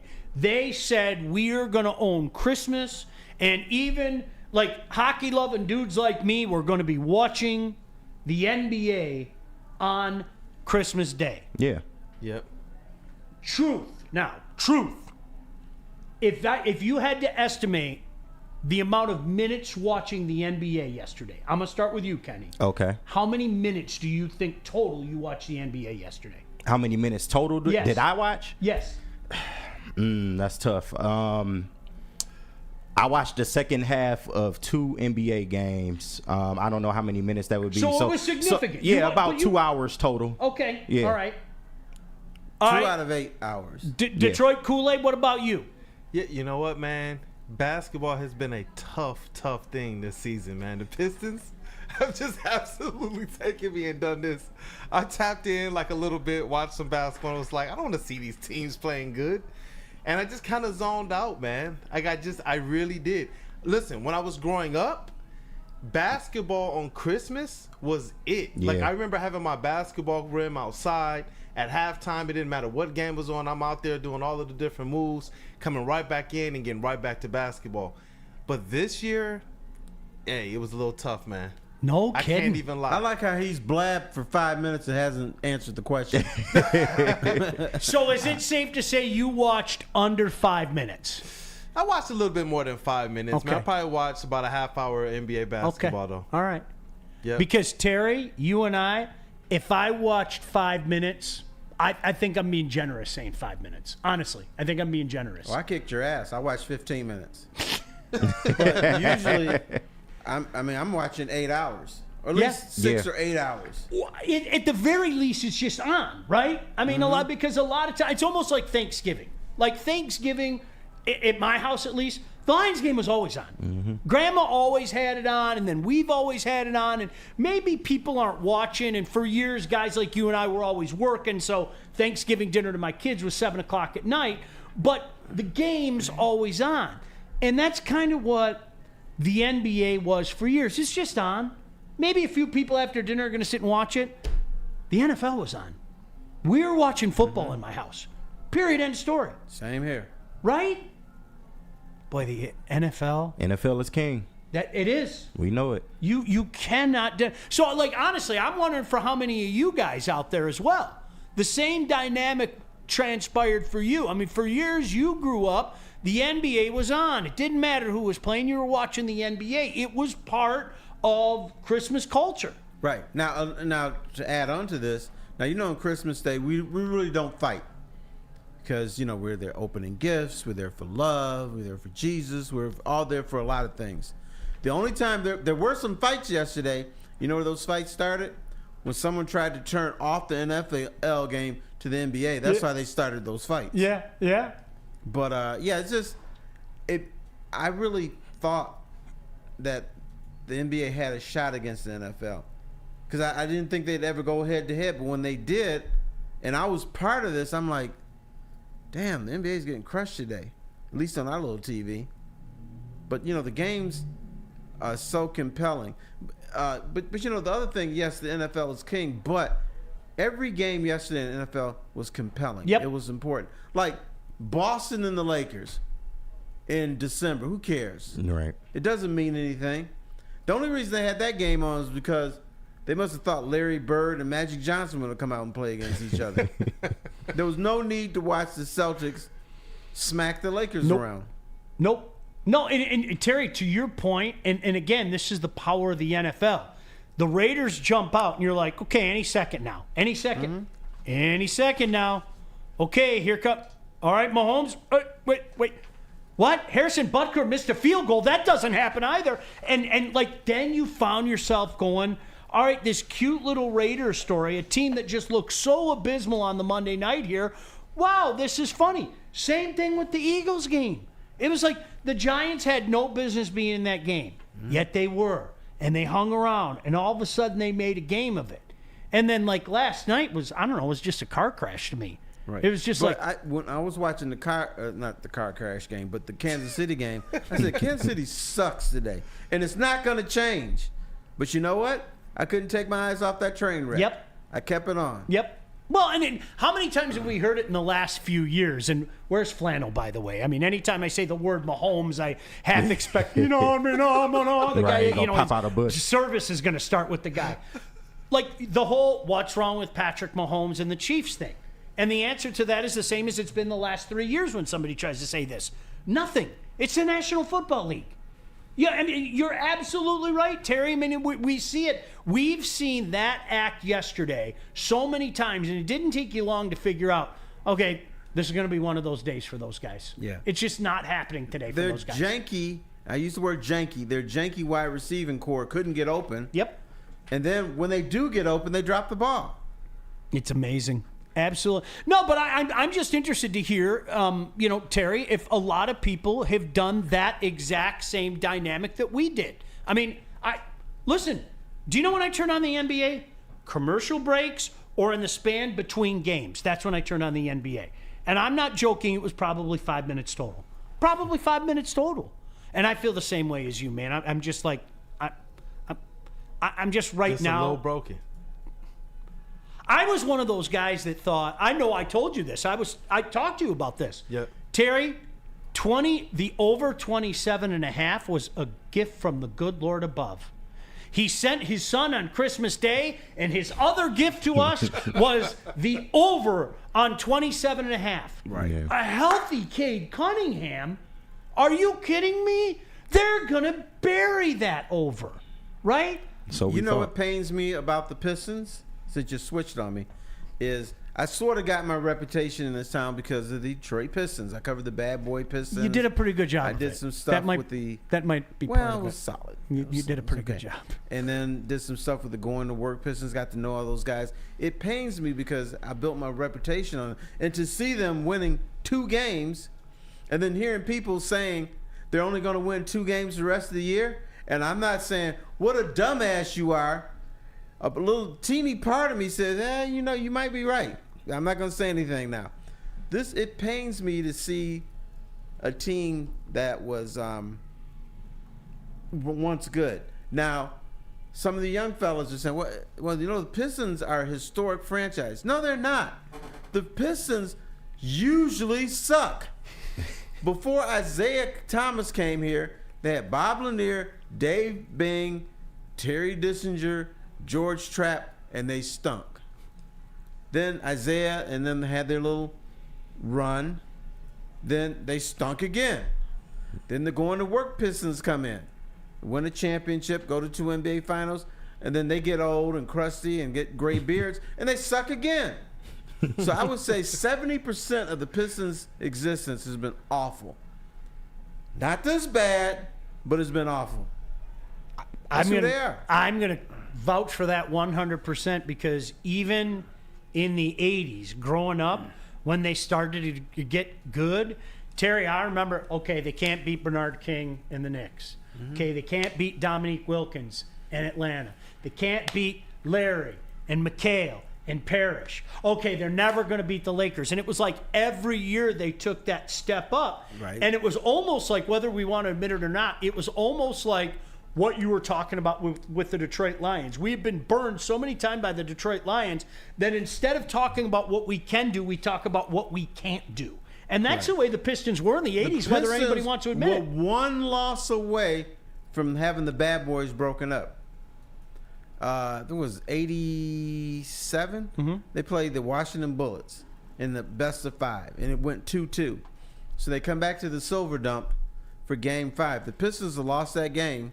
Well, I was told Isaiah would have been traded, Lambeer, Sally, a bunch of dudes would have been out of here. So they were going to break that team up based on one game. And they won it by like 20-something points, so it never happened. But the bottom line was, we thought of the Pistons the same way that a lot of people think of the Lions today. Well, yeah, they're good, but they're not that good. Oh, you forgot one thing that you couldn't do back then. You could not build your team around a 6'1" point guard. No, heavens, no. If he was 6'1", which I'm not convinced Zeke was 6'1", and so that's why people here in Detroit wanted to trade Isaiah Thomas for Ralph Sampson. Ralph, you know what? And Ralph Sampson, 7'4" center. A lot of people loved his game. I hated his game. He was soft. Sharman soft. Mm-hmm. You can push him around. Yeah, he gets 24 points on him, but you can push him around and smack him around, talk about his mama. He didn't do anything. But I remember there was the big talk around here: trade Isaiah Thomas to Ralph Sampson. So later that year, we're in Sacramento, and Ralph Sampson, his knees were shot. So what he was trying to do is he was trying to latch on for another team. And so we went to this high school gym. We see Ralph Sampson running back and forth down the court to prove that he had some stamina. And so Mark Aguirre, chuckled at Isaiah, tapped him in the ribs and said, "Hey, Zeke, there goes your replacement over there." And everybody just cracked up. That's great. That's great. It's amazing, though, Terry, because there's more validity to what you want to say. And I think what people will do is that they'll point at the 3 championships. But even after the Bad Boys, I mean, the 90s were awful. Mm-hmm. The Teal and right. Grant, and it's not going to work. And the early odds, and even how quickly it went downhill after that run of Eastern Conference Finals, where whether we wanted to admit it or not, it was officially done in 2008. When they lost to that Celtics team, it was officially done. And, I mean, they fell right off the cliff. Whether we want to admit it or not, this has been a struggling franchise more often than not. I thought it was done for them when LeBron cracked 25 points in a row on them. Yeah. I thought that was it because LeBron is here now. Yeah. And y'all are getting old. I thought it was done then. Y'all still might win some games, but you're not going to get past this dude. Yeah. I honestly thought they were going to beat that Celtics team in 08. Idiot. But that's the way it goes. That's all right. You good? No, I'm not good. I'm not good at all. You know what? This has sucked. Yeah. We were talking about you the other day. We were talking about white guy that wears shorts in the dead of winter. And that's exactly what you're doing. I know it's 50 degrees, but it's still December. How you doing? It's steamy out there. Look, it's like there's like steam coming off the ground and everything. It's warm, man. You got away with it because there's no snow and all that, but He would still be wearing it though. Yeah. I've always been that guy. Are you one of those white guys that in the dead of winter at a football game you take your shirt off? Never. You haven't done that? I've never done that. You're not one claiming time. that one, huh? You know what you never see? Never. You never see a brother do that. Because we don't have chest hair. We can't stand the cold like that. But white people, no. And you know, I love my white friends. You are not wrong. But white people are like, it's 3 degrees outside. Let me take my shirt off and root my team on. Then, when they're done with the game, then they're like, oh, let's go do a polar dip in Lake Michigan. They different. I'm not laughing at my white friends. I'm admiring you. How do y'all do that? You're not wrong. He ain't got the answer. No, Sway. I'm gonna go home now. Like seriously, you know how you go down the YouTube rabbit hole? Like for me, I'll start looking as I'm watching these NHL fights, and then somehow I end up on daffodils in the hills of England or something. I am gonna go home and watch every cold weather game, and I'm gonna look for one brother with his shirt off. And you know what? I'm not gonna find it. Good luck. No. Find it. You might find one, but he's gonna weigh 400 pounds. Yeah. Or he's whitewashed. Huh? And he's got a white wife, probably. Oh. You're not wrong, Terry. No, I've never been that guy though. No, okay, all right. No. Oh, he lied to us. No, you know just what? lied to us. I'll come back and tell you the one time I did it. Oh. The one I did. I knew it was one though. One time. One time. And we'll tell you what that is when we come back, and we'll all cry about the Pistons and wonder how far this is going to get. And Terry has a question. Do you even care anymore? Is it about winning games, or do you want to keep the streak continuing? We'll get into that. But first, we have a break. I don't know what we're talking about, but I know the guys will tell me. Yes. You have a read from Feldman. I hope you have Feldman over there. I don't have Feldman. Do you have Feldman? I thought you just did Feldman. No, I did Les Stanford. Oh, yes. I do not Different have dealership. Feldman. No Feldman. No. Feldman, going once, twice. You know what? All I need is Feldman's number. Is it 800 Feldman? Yeah, I don't know the number. I don't have to read either. So, hold on. Do we have outdoor? Yeah, we do. All right, go right ahead. You know what? Yeah, we'll do some outdoor equipment company here, man. We'll sell some lawn equipment real quick, man. Let's talk about Outdoor Equipment Company, the official equipment provider of Woodward Sports. Michigan-grown, family-owned, bad boy mowers, tractors, steel handhelds, and even weed whippers, as D-Mac loves to say. Liberty trailers, Generac generators, Snow X plows and salters. Outdoor Equipment Co. has it all. Buy it, rent it, 0% financing, delivery to your doorstep. OutdoorEquipmentCompany.com. Once again, that is OutdoorEquipCo.com. Now, coming to Woodward Sports, Woodward and Main Street, the Woodward Sports Network Detroit Lions show. Catch Gabrielle D. Phillips, Matt Broder, and Terry Foster for all the latest news on your Detroit Lions every week. Only on the Woodward Sports Network YouTube channel and WoodwardSports.com.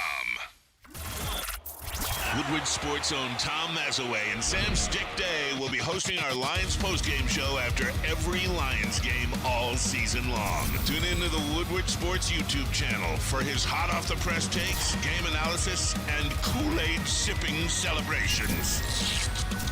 You won't want to miss it. Join Maz, Stick, and special guests each week immediately following every Lions game, exclusively on the WSN YouTube channel. Savor the heart of home at Big Boy with our all-new down-home comfort dishes. Feast on home-style goodness with our Southern Comfort Chicken Bowl, veal parmigiana, and apple pie hotcakes. The down-home delight doesn't stop there. Potato pancakes are back. Dive into the richness of our perfectly crafted potatoes with our classic potato pancakes and our stuffed potato pancakes. Top off your meal with our new gingerbread shake, a seamless blend of creamy vanilla and sweet gingerbread flavors. Nothing beats the comforting taste of down-home cooking. Enjoy every bite, only at Big Boy. Where's the most convenient place to get that big fitness energy? It's Planet Fitness. Join today for just $1 down, $10 a month. With over 2,400 locations and equipment for every workout, you can get in, get energized, and get going. And with free fitness training and most clubs open 24 hours, everyone belongs in the judgment-free zone. So join today for $1 down, $10 a month, no commitment, cancel anytime. Deal ends Wednesday, September 13th. Join now at any Metro Detroit location. Hurry, offer ends soon. Join Woodward Sports' own Jeff Iafrate, along with special WSN guests for the most anticipated Lions season in decades. Filled with different surprises and expert analysis. You're not going to want to miss out. Go to our Woodward Sports YouTube channel on Sundays and tune in live from 9:30 to 11:30 a.m. Woodward Sports' own Tom Mazaway and Sam Stick Day will be hosting our Lions postgame show after every Lions game all season long. Tune into the Woodward Sports YouTube channel for his hot-off-the-press takes, game analysis, and Kool-Aid sipping celebrations. You won't want to miss it. Join Maz, Stick, and special guests each week immediately following every Lions game, exclusively on the WSN YouTube channel. Feldman Chevrolet, Detroit's #1 Chevy dealer with 18 locations. There's a Feldman dealership in your backyard. Visit feldmanauto.com to find the location nearest you. Since 1996, Feldman Automotive has been driven to provide a fast, convenient, and first-class car buying experience. Call the Feldman Advantage. Catch Woodward Sports Network live from Feldman Chevrolet of Novi every other Monday. My neck of the woods. I'm not far from there. Great spot. You're not. So that was a great read, Sean. What's that? That was a great read. Thank you. Thank you. Yes. No, we're not done with the read. Here's the other thing about Feldman. Oh, God. Kool-Aid over here drives a hoopty. Which means, you know, he didn't get his car from Feldman. There you got both hands like that. No hoopties. That's how you rock it. Oh, man. All right. You You were right. There was one time I was take your shirt off at a game. So guy. you just lied to us. I did. I apologize. So showing my age again. Way back in 1993. Boy, we've been stuck in 1993 kind of all day, right? Last time the Lions won the division. No, believe it or not, and Terry, you remembered this. Eastern and Temple was like the Thursday night game of the week. It was historic because it was the first time that two black coaches were going up head-to-head in NCAA. So ESPN brought the game out to beautiful Rynearson Stadium, and this was supposed to be this glorious day, and, you know, EMU is on the rise. And to say that we got one of those early September downpours would be an understatement. I mean, it poured and poured and poured. So we drove over, and I was with three of my buddies. There was E, there was S, there was P, and there was N. You know, because you're kids and you're like, okay, what's the cheapest way that we can find our way to get on ESPN? Sure. And I painted the giant S on my chest, and it was washed off probably, I would say, within 30 seconds. It was legitimately raining that hard. Yeah, I could believe that. But we stayed at the stadium with our shirts off because we were morons for about 15 minutes. So yes, I apologize to you. I apologize to you for lying.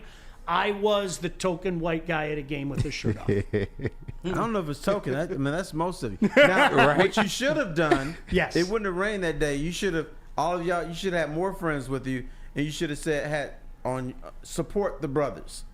It wouldn't have rained that day. You would have been on ESPN, and you would get some street cred from the black community. Yeah, yeah, that was probably the wise decision. But yes, gosh darn it, and now I'm thinking of all the places I can go on YouTube. I might be sending you guys, like, in a group text message. I might be sending you random photos of, look what I saw on YouTube. There's a brother with his shirt off. So don't be surprised if you get late night texts from me, boys. Okay, that's like playing Where's Waldo. But Come you know on what? Here's another thing. Here's one thing white people don't do.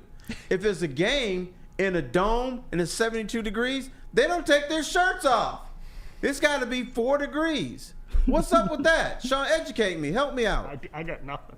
Help me out. How come y'all don't take your shirt off when the game is in like Miami or Puerto Rico or Brazil, but or in a greenhouse, because like just hearing you say that, Terry, the Michigan Panthers home playoff game against the Oakland Invaders in July of 1983. I don't know if you were there. Okay, I was not. Okay, it was. Think of the Pontiac Silverdome on a 93-degree day with 97.37% of the humidity fans smoking darts in there, and it just go. It was a sauna. It was a greenhouse. I've never been in a warmer building. So to your point, if there was ever an opportunity for white guy to rip his shirt off, it should have been in the stadium. But you didn't do it. Didn't do it. Nobody did it. They were trying to rip turf off the Silverdome ground, right, which I'll never understand. You rip grass. You don't rip turf. But no, nobody did it that day. You're absolutely right. I don't get it, man. I don't get it. You're not wrong. Have you ever done a polar plunge? No. You sure? Would I do it? Think hard. What? You've never leaped in Lake Superior in December? No. I was tempted once. Oh, so you weren't? No, listen, there may have been a few libations involved at that particular moment, but I actually had some common sense. Would I do it? Yeah, I'd do it. I'd do it. Would you? Why? Just to do it. You know what, dude? Just to do it. I was at Lake Michigan, July 4th weekend. I got in that water and immediately got out. So this water's too cold for me. In July, the water was freezing. So we went on one of those little kayaking trips up in Lake Superior 2 years ago. And this was, I think, August 1st. Lake Superior on August 1st, I mean, it's 7 degrees, man. It just is. I could not believe how cold it was. I'm not even being funny, Terry. August 1st. I mean, it was free. You know, when you're doing the kayaking thing, and I'm with my daughter, and you put a little extra in, and you splash some water up. It was like somebody throwing ice chips at me, man. I can believe that, dude. I would think July 4th would be warm water. Yeah. No way. No way. No way. Because I was in the Gulf of Mexico. It was like June, July. I thought I was in the bathtub. That water was so warm. See, you know what's weird? Like Lake Huron, for some reason, is the one that seems to warm up a little bit more. Because they got all the algae in the water. Lake Superior just never gets warm. I'm convinced of it. It just never, ever gets warm. Now you are a northern hockey type of dude. I would move. Listen, I'm not joking. I would move to the UP today. I really would. I love it up there. Now, have you ever been to Hudson Bay? I've never been all the way up to Hudson Bay. No. I'm very curious about that. No. I just want to know what it's like up there. I'm not joking. I would move to the UP today. The only thing that keeps me from moving to the UP is I would no longer have a family, because none of them would accompany me. Okay. Like they just, hey, Dad, it's great to visit. I want nothing to do with up there. But Why do you want to go up there? I like to hunt.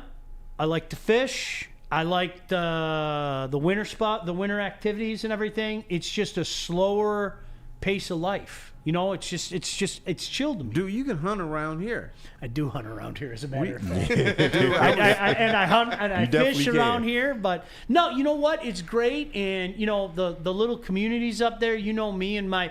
You go to the little local high school hockey game, and you can barely get in the arena because it's so packed. I think there's something cool about that. I really do. I've always loved the UP. Always loved the UP. Okay. You're looking at me like I'm nuts right now. I'm afraid of getting beat up by drunk Upers if I go up there. I've been up there to Quamanon Falls. Lovely. Yeah. Lovely. I like the little brown water. Quamanon Falls. It is brown, too. It really, the brewery? It comes over. I want to go to Picture Rocks. I haven't been there. It's beautiful. That is, the Munising area is just awesome. Like just before you get to Marquette, I really like Houghton Hancock, going over that area. I love that area because people don't understand. They're like, if you ever been to the UP? Very limited experience in the UP. You've been in the UP? All right. Yeah. Have you been to like the mountainous part of the UP? No. Like I say that to people, and they're like, haha, that's funny. Terry, no, there's a mountainous There's area. legitimate like mountainous stuff up there, man. It's awesome. It's just a different world. I love the UP. The UP's man. not for us. The only brothers in the UP are the ones stuck in the jail up there. They're in prison. The ones that was moving some stuff. Oh man. Some dude goes, "Hey man, I got a football scholarship. I'm heading up to Marquette," and he sends one semester there, and he's gone. He don't want anything to do with that. It's unbelievable how that snow comes down up there. But they're used to it. I don't know. It's snow in June. Yeah, remember that picture, that really cold winter we had? It was like 2013, 2014, where we had all the snow. The solar vortex? Yeah, whatever it was. And do you remember that picture that made the rounds of like the harbor in Marquette? It was May, and it looked like there were icebergs, like just off of Marquette. Like it did. It looked like it's May, and you see all these college students out there like chilling. Doing what college students, oh, wow, I wonder what's in that cooler. They're all, kind of chilling out on the beach.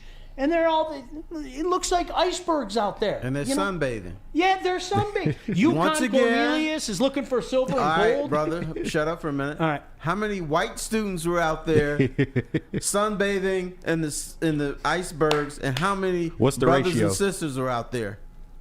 I'm going to have to find that picture. I have a feeling I know the answer. I'm going to go on a limb and say that I know the answer to that question. Once again, I'm not making fun of you. I admire you for being able to do that. No, you know what, Terry? Honestly, for me, I'd move up there in a heartbeat. I love it. I think it's a great area. The people are really... they're kind. I mean, other than most of them are Packer fans up that way. Like people don't know. I mean, the UP is full of Packer fans. People don't realize that, right? Well, Green Bay's closer than Detroit. Yeah. You ever hear Tom Izzo talk about? Tom Izzo loves the Lions, right? Yeah. I mean, he grew up in Iron Mountain. Most of those people in Iron Mountain are Packer fans. So whatever. You want to talk about the Pistons when you come back? I do. Please. What's your interest level? I'm going to ask you that when we come back, okay? Okay, I got a sinister interest level. I know, Terry. There's a little bit of that. A little bit. Not everything a lot. Sinister with Terry. A little bit of that sinister stuff It's going on. A little dash. All right, what do we got, fellas? That would be me. I got Hamlin Pub. So, have you ever wanted to be at a bar where you're a regular, where everybody know your name? Come on now. We had a place just for you. Head to one of Hamlin Pub's 7 locations and experience where everyone's a regular. Whether you're enjoying half-off pizza on a Thursday or game day specials available during Michigan and NFL games, Hamlin Pub is the place. Visit a location today and experience your new favorite pub for all things sports.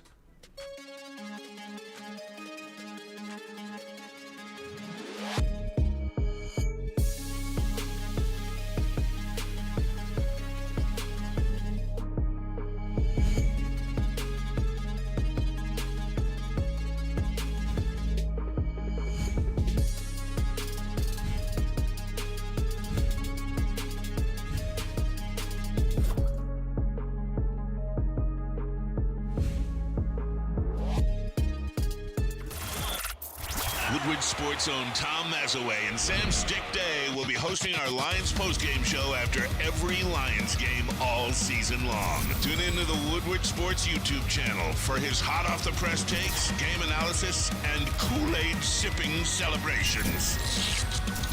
You won't want to miss it. Join Maz, Stick, and special guests each week immediately following every Lions game, exclusively on the WSN YouTube channel.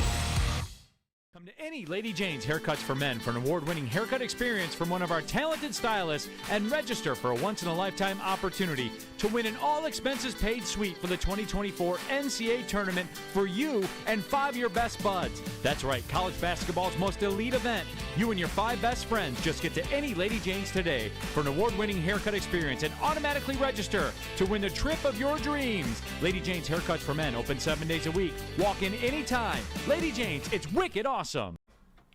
Has watching and arguing about sports made you a last-minute holiday shopper? Feeling more pressure than Jared Goff in the pocket behind an injured O-line? Jack Labrador has you covered. It will change your gifting game. In-your-face, heads-up play that'll have you on the edge of your seat. It's the one deck that brings 3 games to the table. Perfect for lazy, last-minute shoppers like you. Jack Labrador is the ultimate gift that keeps the holiday fun going. Scan the QR code above or go to jacklabrador.com to get your decks today. All right, can I take you back to a couple of years ago? I could be wrong Kool-Aid, I don't know if you were here yet. Terry, I don't know if you remember this. But I did a show with Joik Bell here on Woodward Sports. I remember. And do you remember when the Pistons won the lottery? Yes.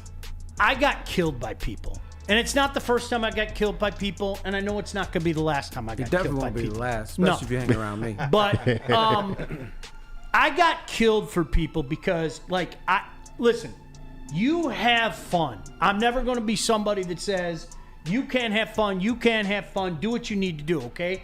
But I guess that day after the Pistons won the draft lottery, I was supposed to put out a video of myself reacting when they found out that they got number one, going all Jonah Hill on everybody. Right? Oh, wow. Remember all those videos? Ooh, and most of them came from here. Yeah, most of them came from here. Ooh, and again, listen.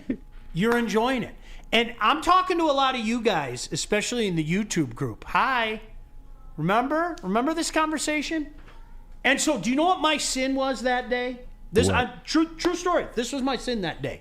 Guys, if you want to get excited, T, you want to get excited, Kool-Aid, you want to get excited, Kenny, you want to get excited.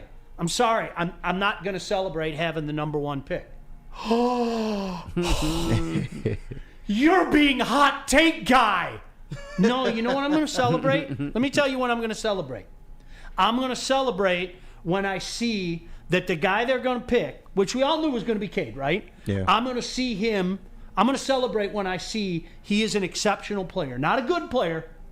He is a franchise-changing player. I'm going to celebrate when I see the Piston win total go from here to here.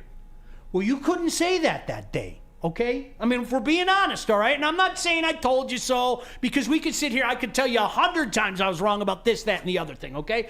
But man, you people, and yes, I dropped you people killed me that day. What's up? How you doing? Oh, man. You want to make another video? I'm not doing it. Dude, I was here with these fools when the Pistons got the number one pick. They're jumping up and down like little girls, hugging each other, slapping each other on the ass. They had hoes going up and down in here. I mean, it was a party around here. They drinking booze. None of these people here drink whiskey. They did that night.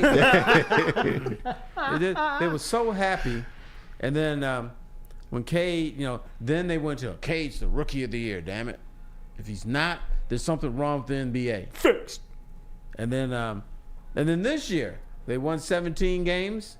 Wait till Cade comes back. They're gonna win 30-something games. I'm guilty there. Hasn't happened. I thought they'd win 32. Why not? I would have buried, if I bet, and I don't, if I would have buried the over, Terry. 27.5, I thought that was a given. Should have been. Can we start there? What is Cade? Cade is a very solid basketball player. He's good. His main focus, his main job, to me, the way he plays, is not to score 25 or 26 points. His thing is to make teammates better. And either he can't do that, or the people he's playing with are so incompetent that they can't facilitate the passes that he gives them. But, he misses too many threes for me. Not a great defender.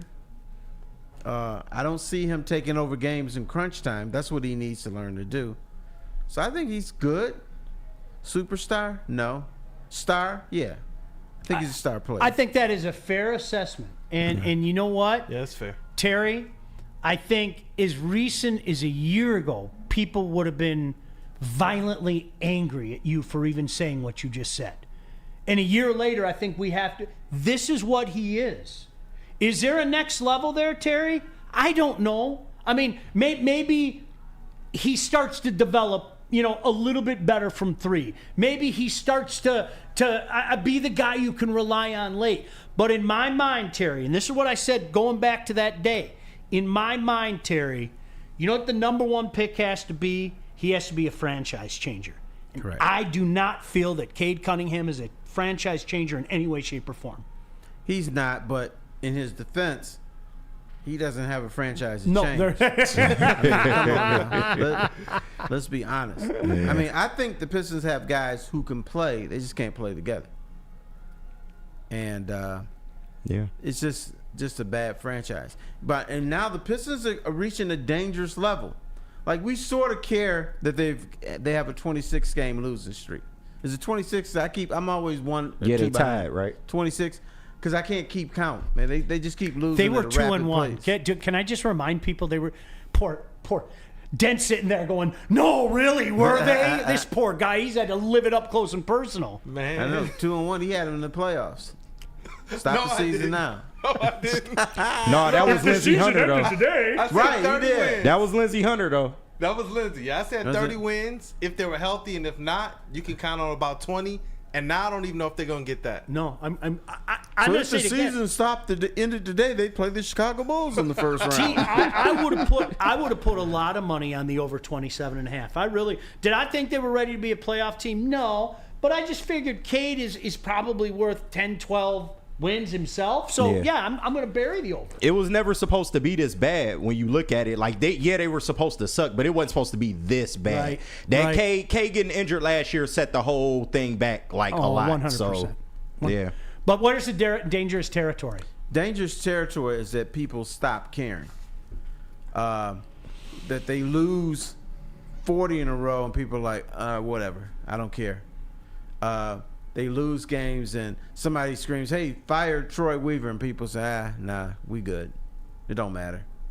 So when you reach that level where the fans don't care about the team, you know what happens? Chauncey Billups gets traded for Allen Iverson. That's what that trade was all about.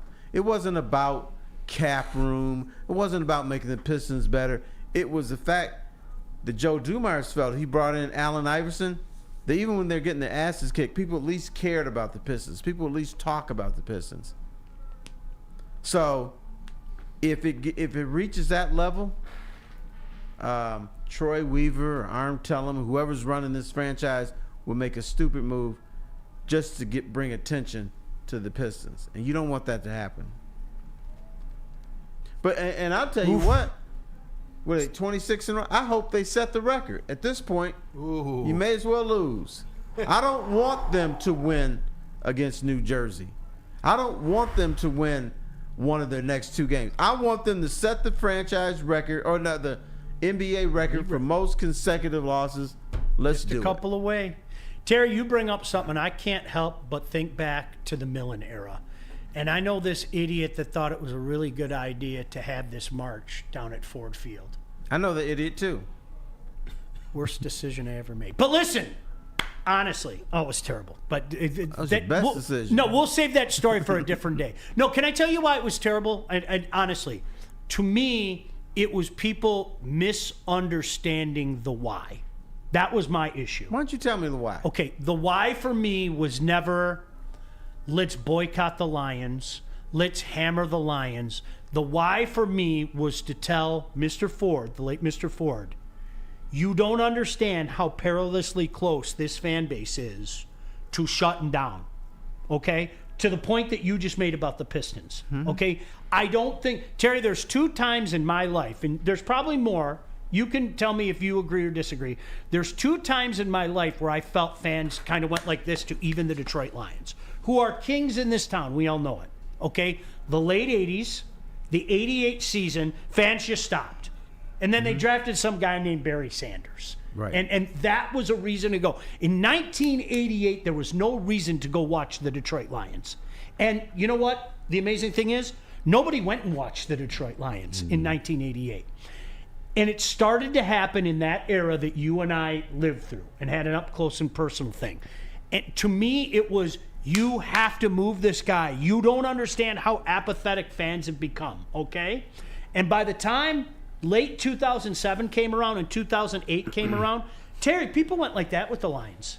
They did. You know it. You lived it. I know it. But see, I thought your boycott, I'm going to put it on you now, was to bring attention that this idiot, Matt Millen, should not be 100%. That's what I interpreted. But that's what I'm saying. Get rid of him so we don't go through what we eventually went through.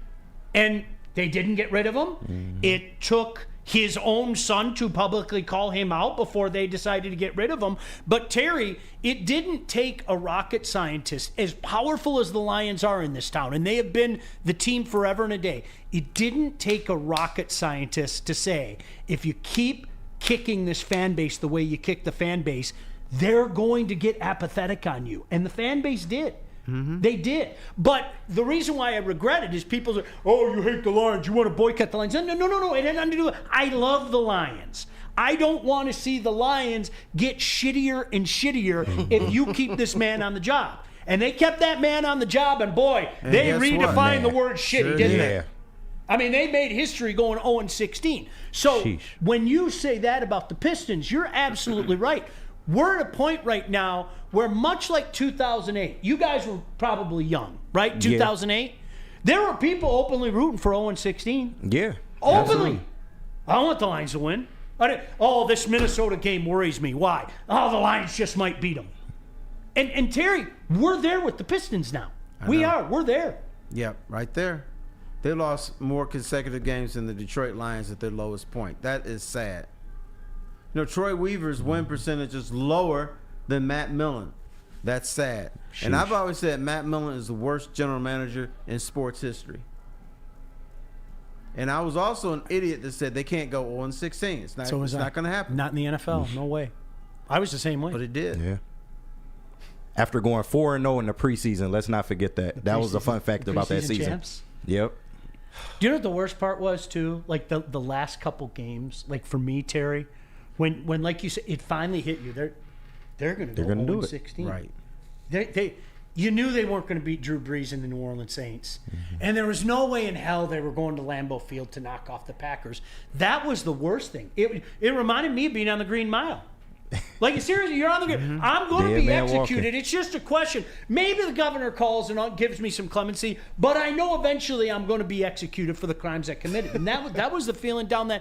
But, Terry, like what you said, sorry to pop around, that brought into my mind, we all knew, even back then, you and I were working in the radio, it wasn't talking about Lions games anymore. Mm-hmm. We weren't talking about Lions players anymore. Everything was a joke. Everything was a punchline. Everything was ineptitude. And that apathy that in my mind, that's why we did that march, is to say, you guys, this is you better get rid of him. Right. You're going down a long road, the wrong road. A couple years later, it came to fruition in the form of 0-16. See, I tried to save the franchise. The day that they hired Matt Millen, they had a press conference at the Pontiac Marriott. And so they had the press conference, and Matt Millen's talking all this stuff. And excuse me, the Lions never said anything about winning a championship that day. They said the reason they hired Matt Millen is because he's a great guy. Everybody likes him. Other teams are going to give us their secret documents and stuff. That's never going to happen. So Bill Ford Jr. was behind the scenes and stuff. So I went up to him. I said, now that you've announced Matt Millen as the president, can you go back out there and say, oops, I was just joking, that we're not actually going to hire this guy? And he said, oh, he can learn on the job. I said, dude, no one can learn on the job. You can learn how to make fries at McDonald's on the job.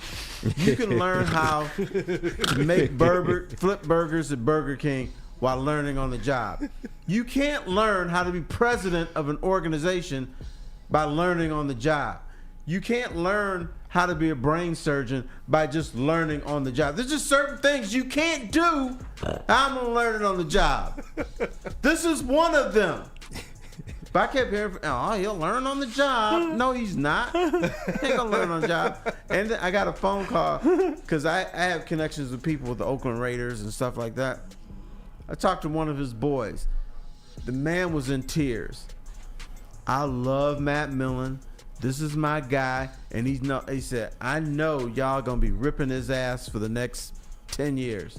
Because Matt doesn't know what he's doing.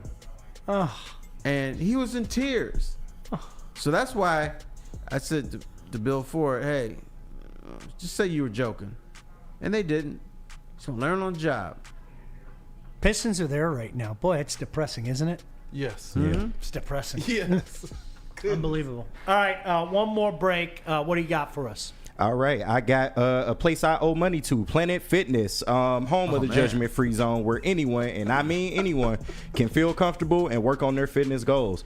At Planet Fitness, you'll experience a squeaky clean gym that has tons of equipment, a full-body workout in just 30 minutes, and all memberships include fitness training.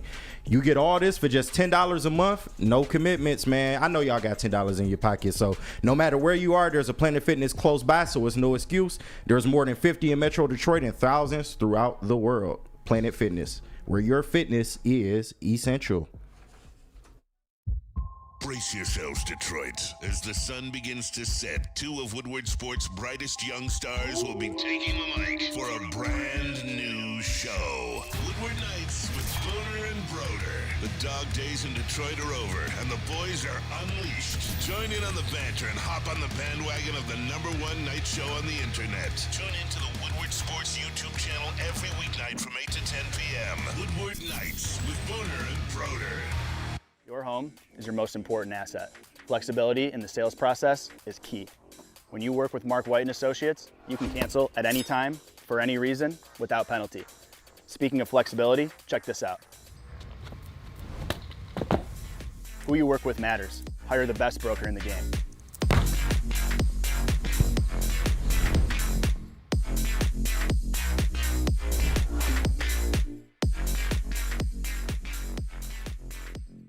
Calling all landscapers. This is Darren McCarty. I'm at Outdoor Equipment Co. How would you like to landscape like a legend? How about a bad boy zero turn? And even a chainsaw.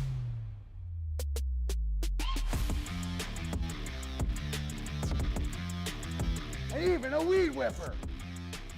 Whether you landscape for your job or landscape for fun, get all your equipment from Outdoor Equipment Co., the official equipment provider of Woodward Sports. Michigan grown, family owned. OutdoorEquipCo.com. Hey, what's up? Want to tell you about our friends at Premier Pet. You know as well as I do, you want to give your pet the very best. Even the new puppy that you brought home, we got one a couple weeks ago. Something broke in that dog. Like, honestly, there's something wrong with him.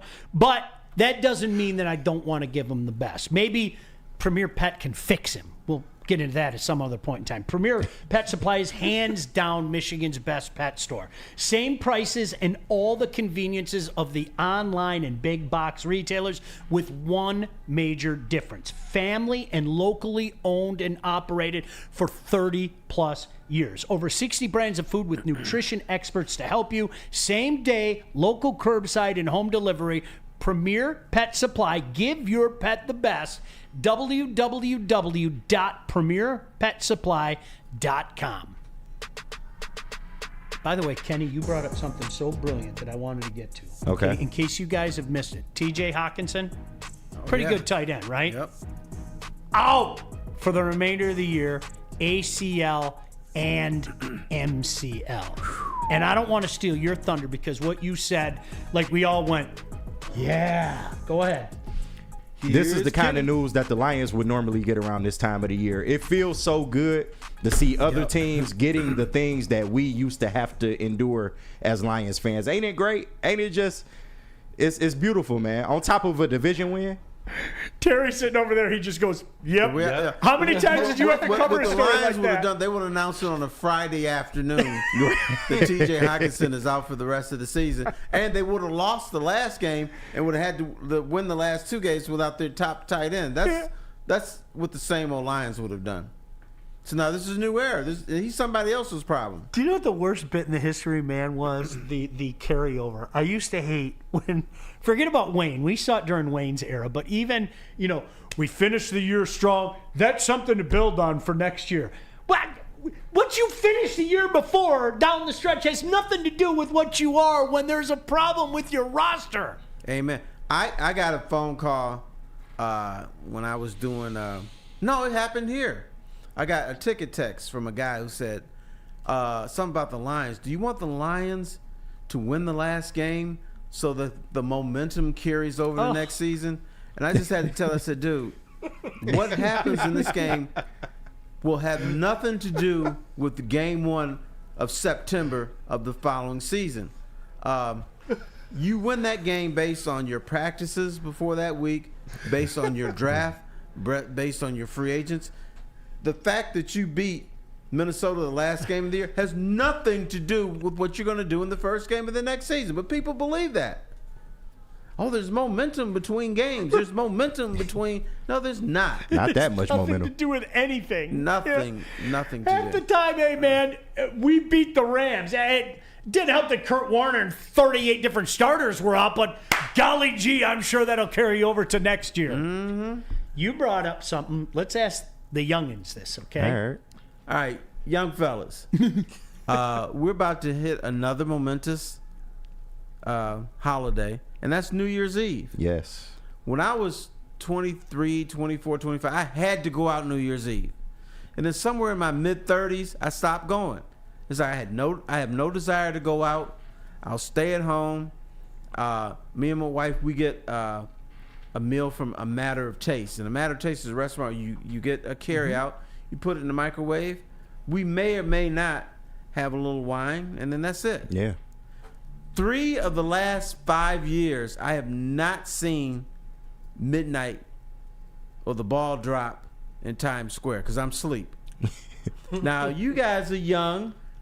Are you New Year's Eve revelers, or do you stay at home? Well, I'm 31, and normally, like, back in the day, I would want to go out, but I felt like you felt at probably like 26, 27, not just stay in for the most part. Wow. My girl, however, she likes to go out. She want to do a party this year and all that. Mm-hmm. I'm not really on board, but I got a choice? Hell no. So, I mean, it just is what it is. But so you going out this year?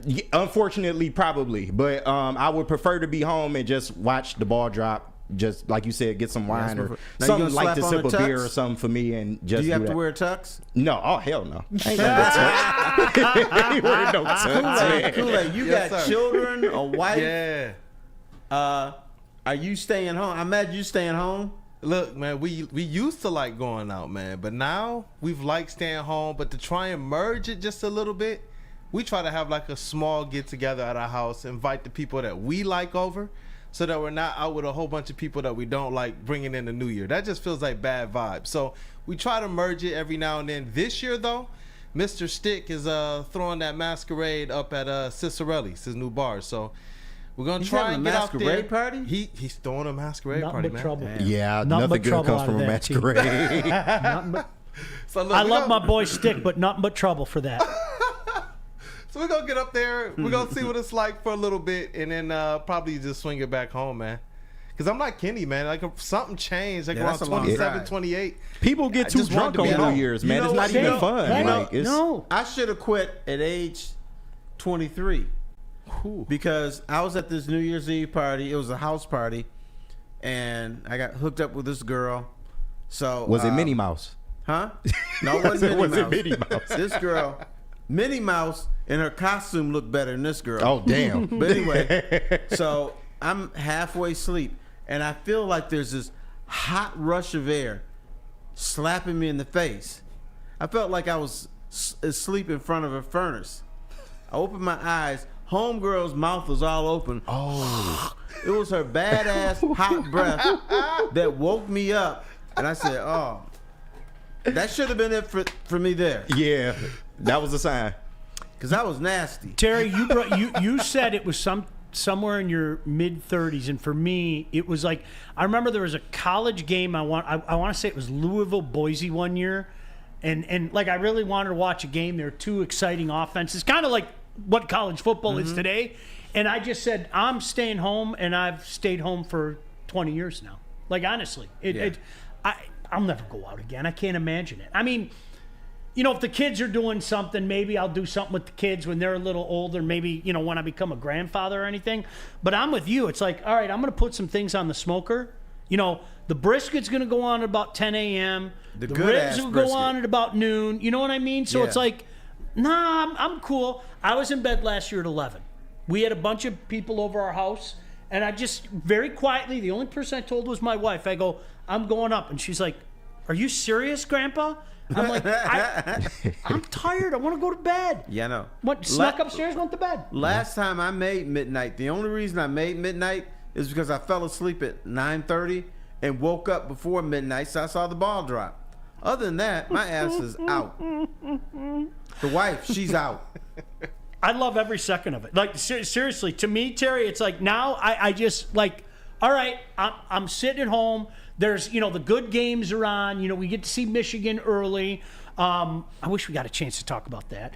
We get to see the next one. It's like, okay, when that game's over, or if it's a blowout, out like a light. Are you kidding me? No doubt about it. Hey, it's a blast to work with you. It's been a long time. We should have done it 23 years ago. We should have, but something happened. We're gonna tell that story one day. Yep. Just so we were supposed to work together 23 years ago. Word. Yeah. Now what stopped it? This is like a 30 for 30. On the next episode of Terry and Sean, we'll tell you how. Like, we'll take you behind the scenes. We could do a 30 for 30 for real. We've seen too much, man. Like the 1,000-yard stare will come in there. Like, we're just gonna be like, I don't know what happened, but no, it would be a great 30 for 30. Can you tell us what the future holds? I don't know. What does the future hold, Terry? I'm gonna defer to you. You're the smart one. I do not know, but I would like to do a full-time show with Sean Belize. Hey, there you go. Woodward Sports. What we doing? What we doing? Hey, we got to make that happen, man. Two great people. I'll agree with him. That'd be a lot of fun to do a show with Terry Foster. No, 23 awesome. years later. There's a lot of fine young talent around here. Absolutely. And they're going to want to pair Sean with somebody. And it may or may not be me. We'll see. And I will support. Do I have a choice in that? Any decision that's made. You should. If I have a choice in it, I'm with him and I'm with you two. Like, seriously. This is Hey, good vibe today. Appreciate you guys. Appreciate it. Thanks for tapping in. See, I even talked like a kid there. See you soon.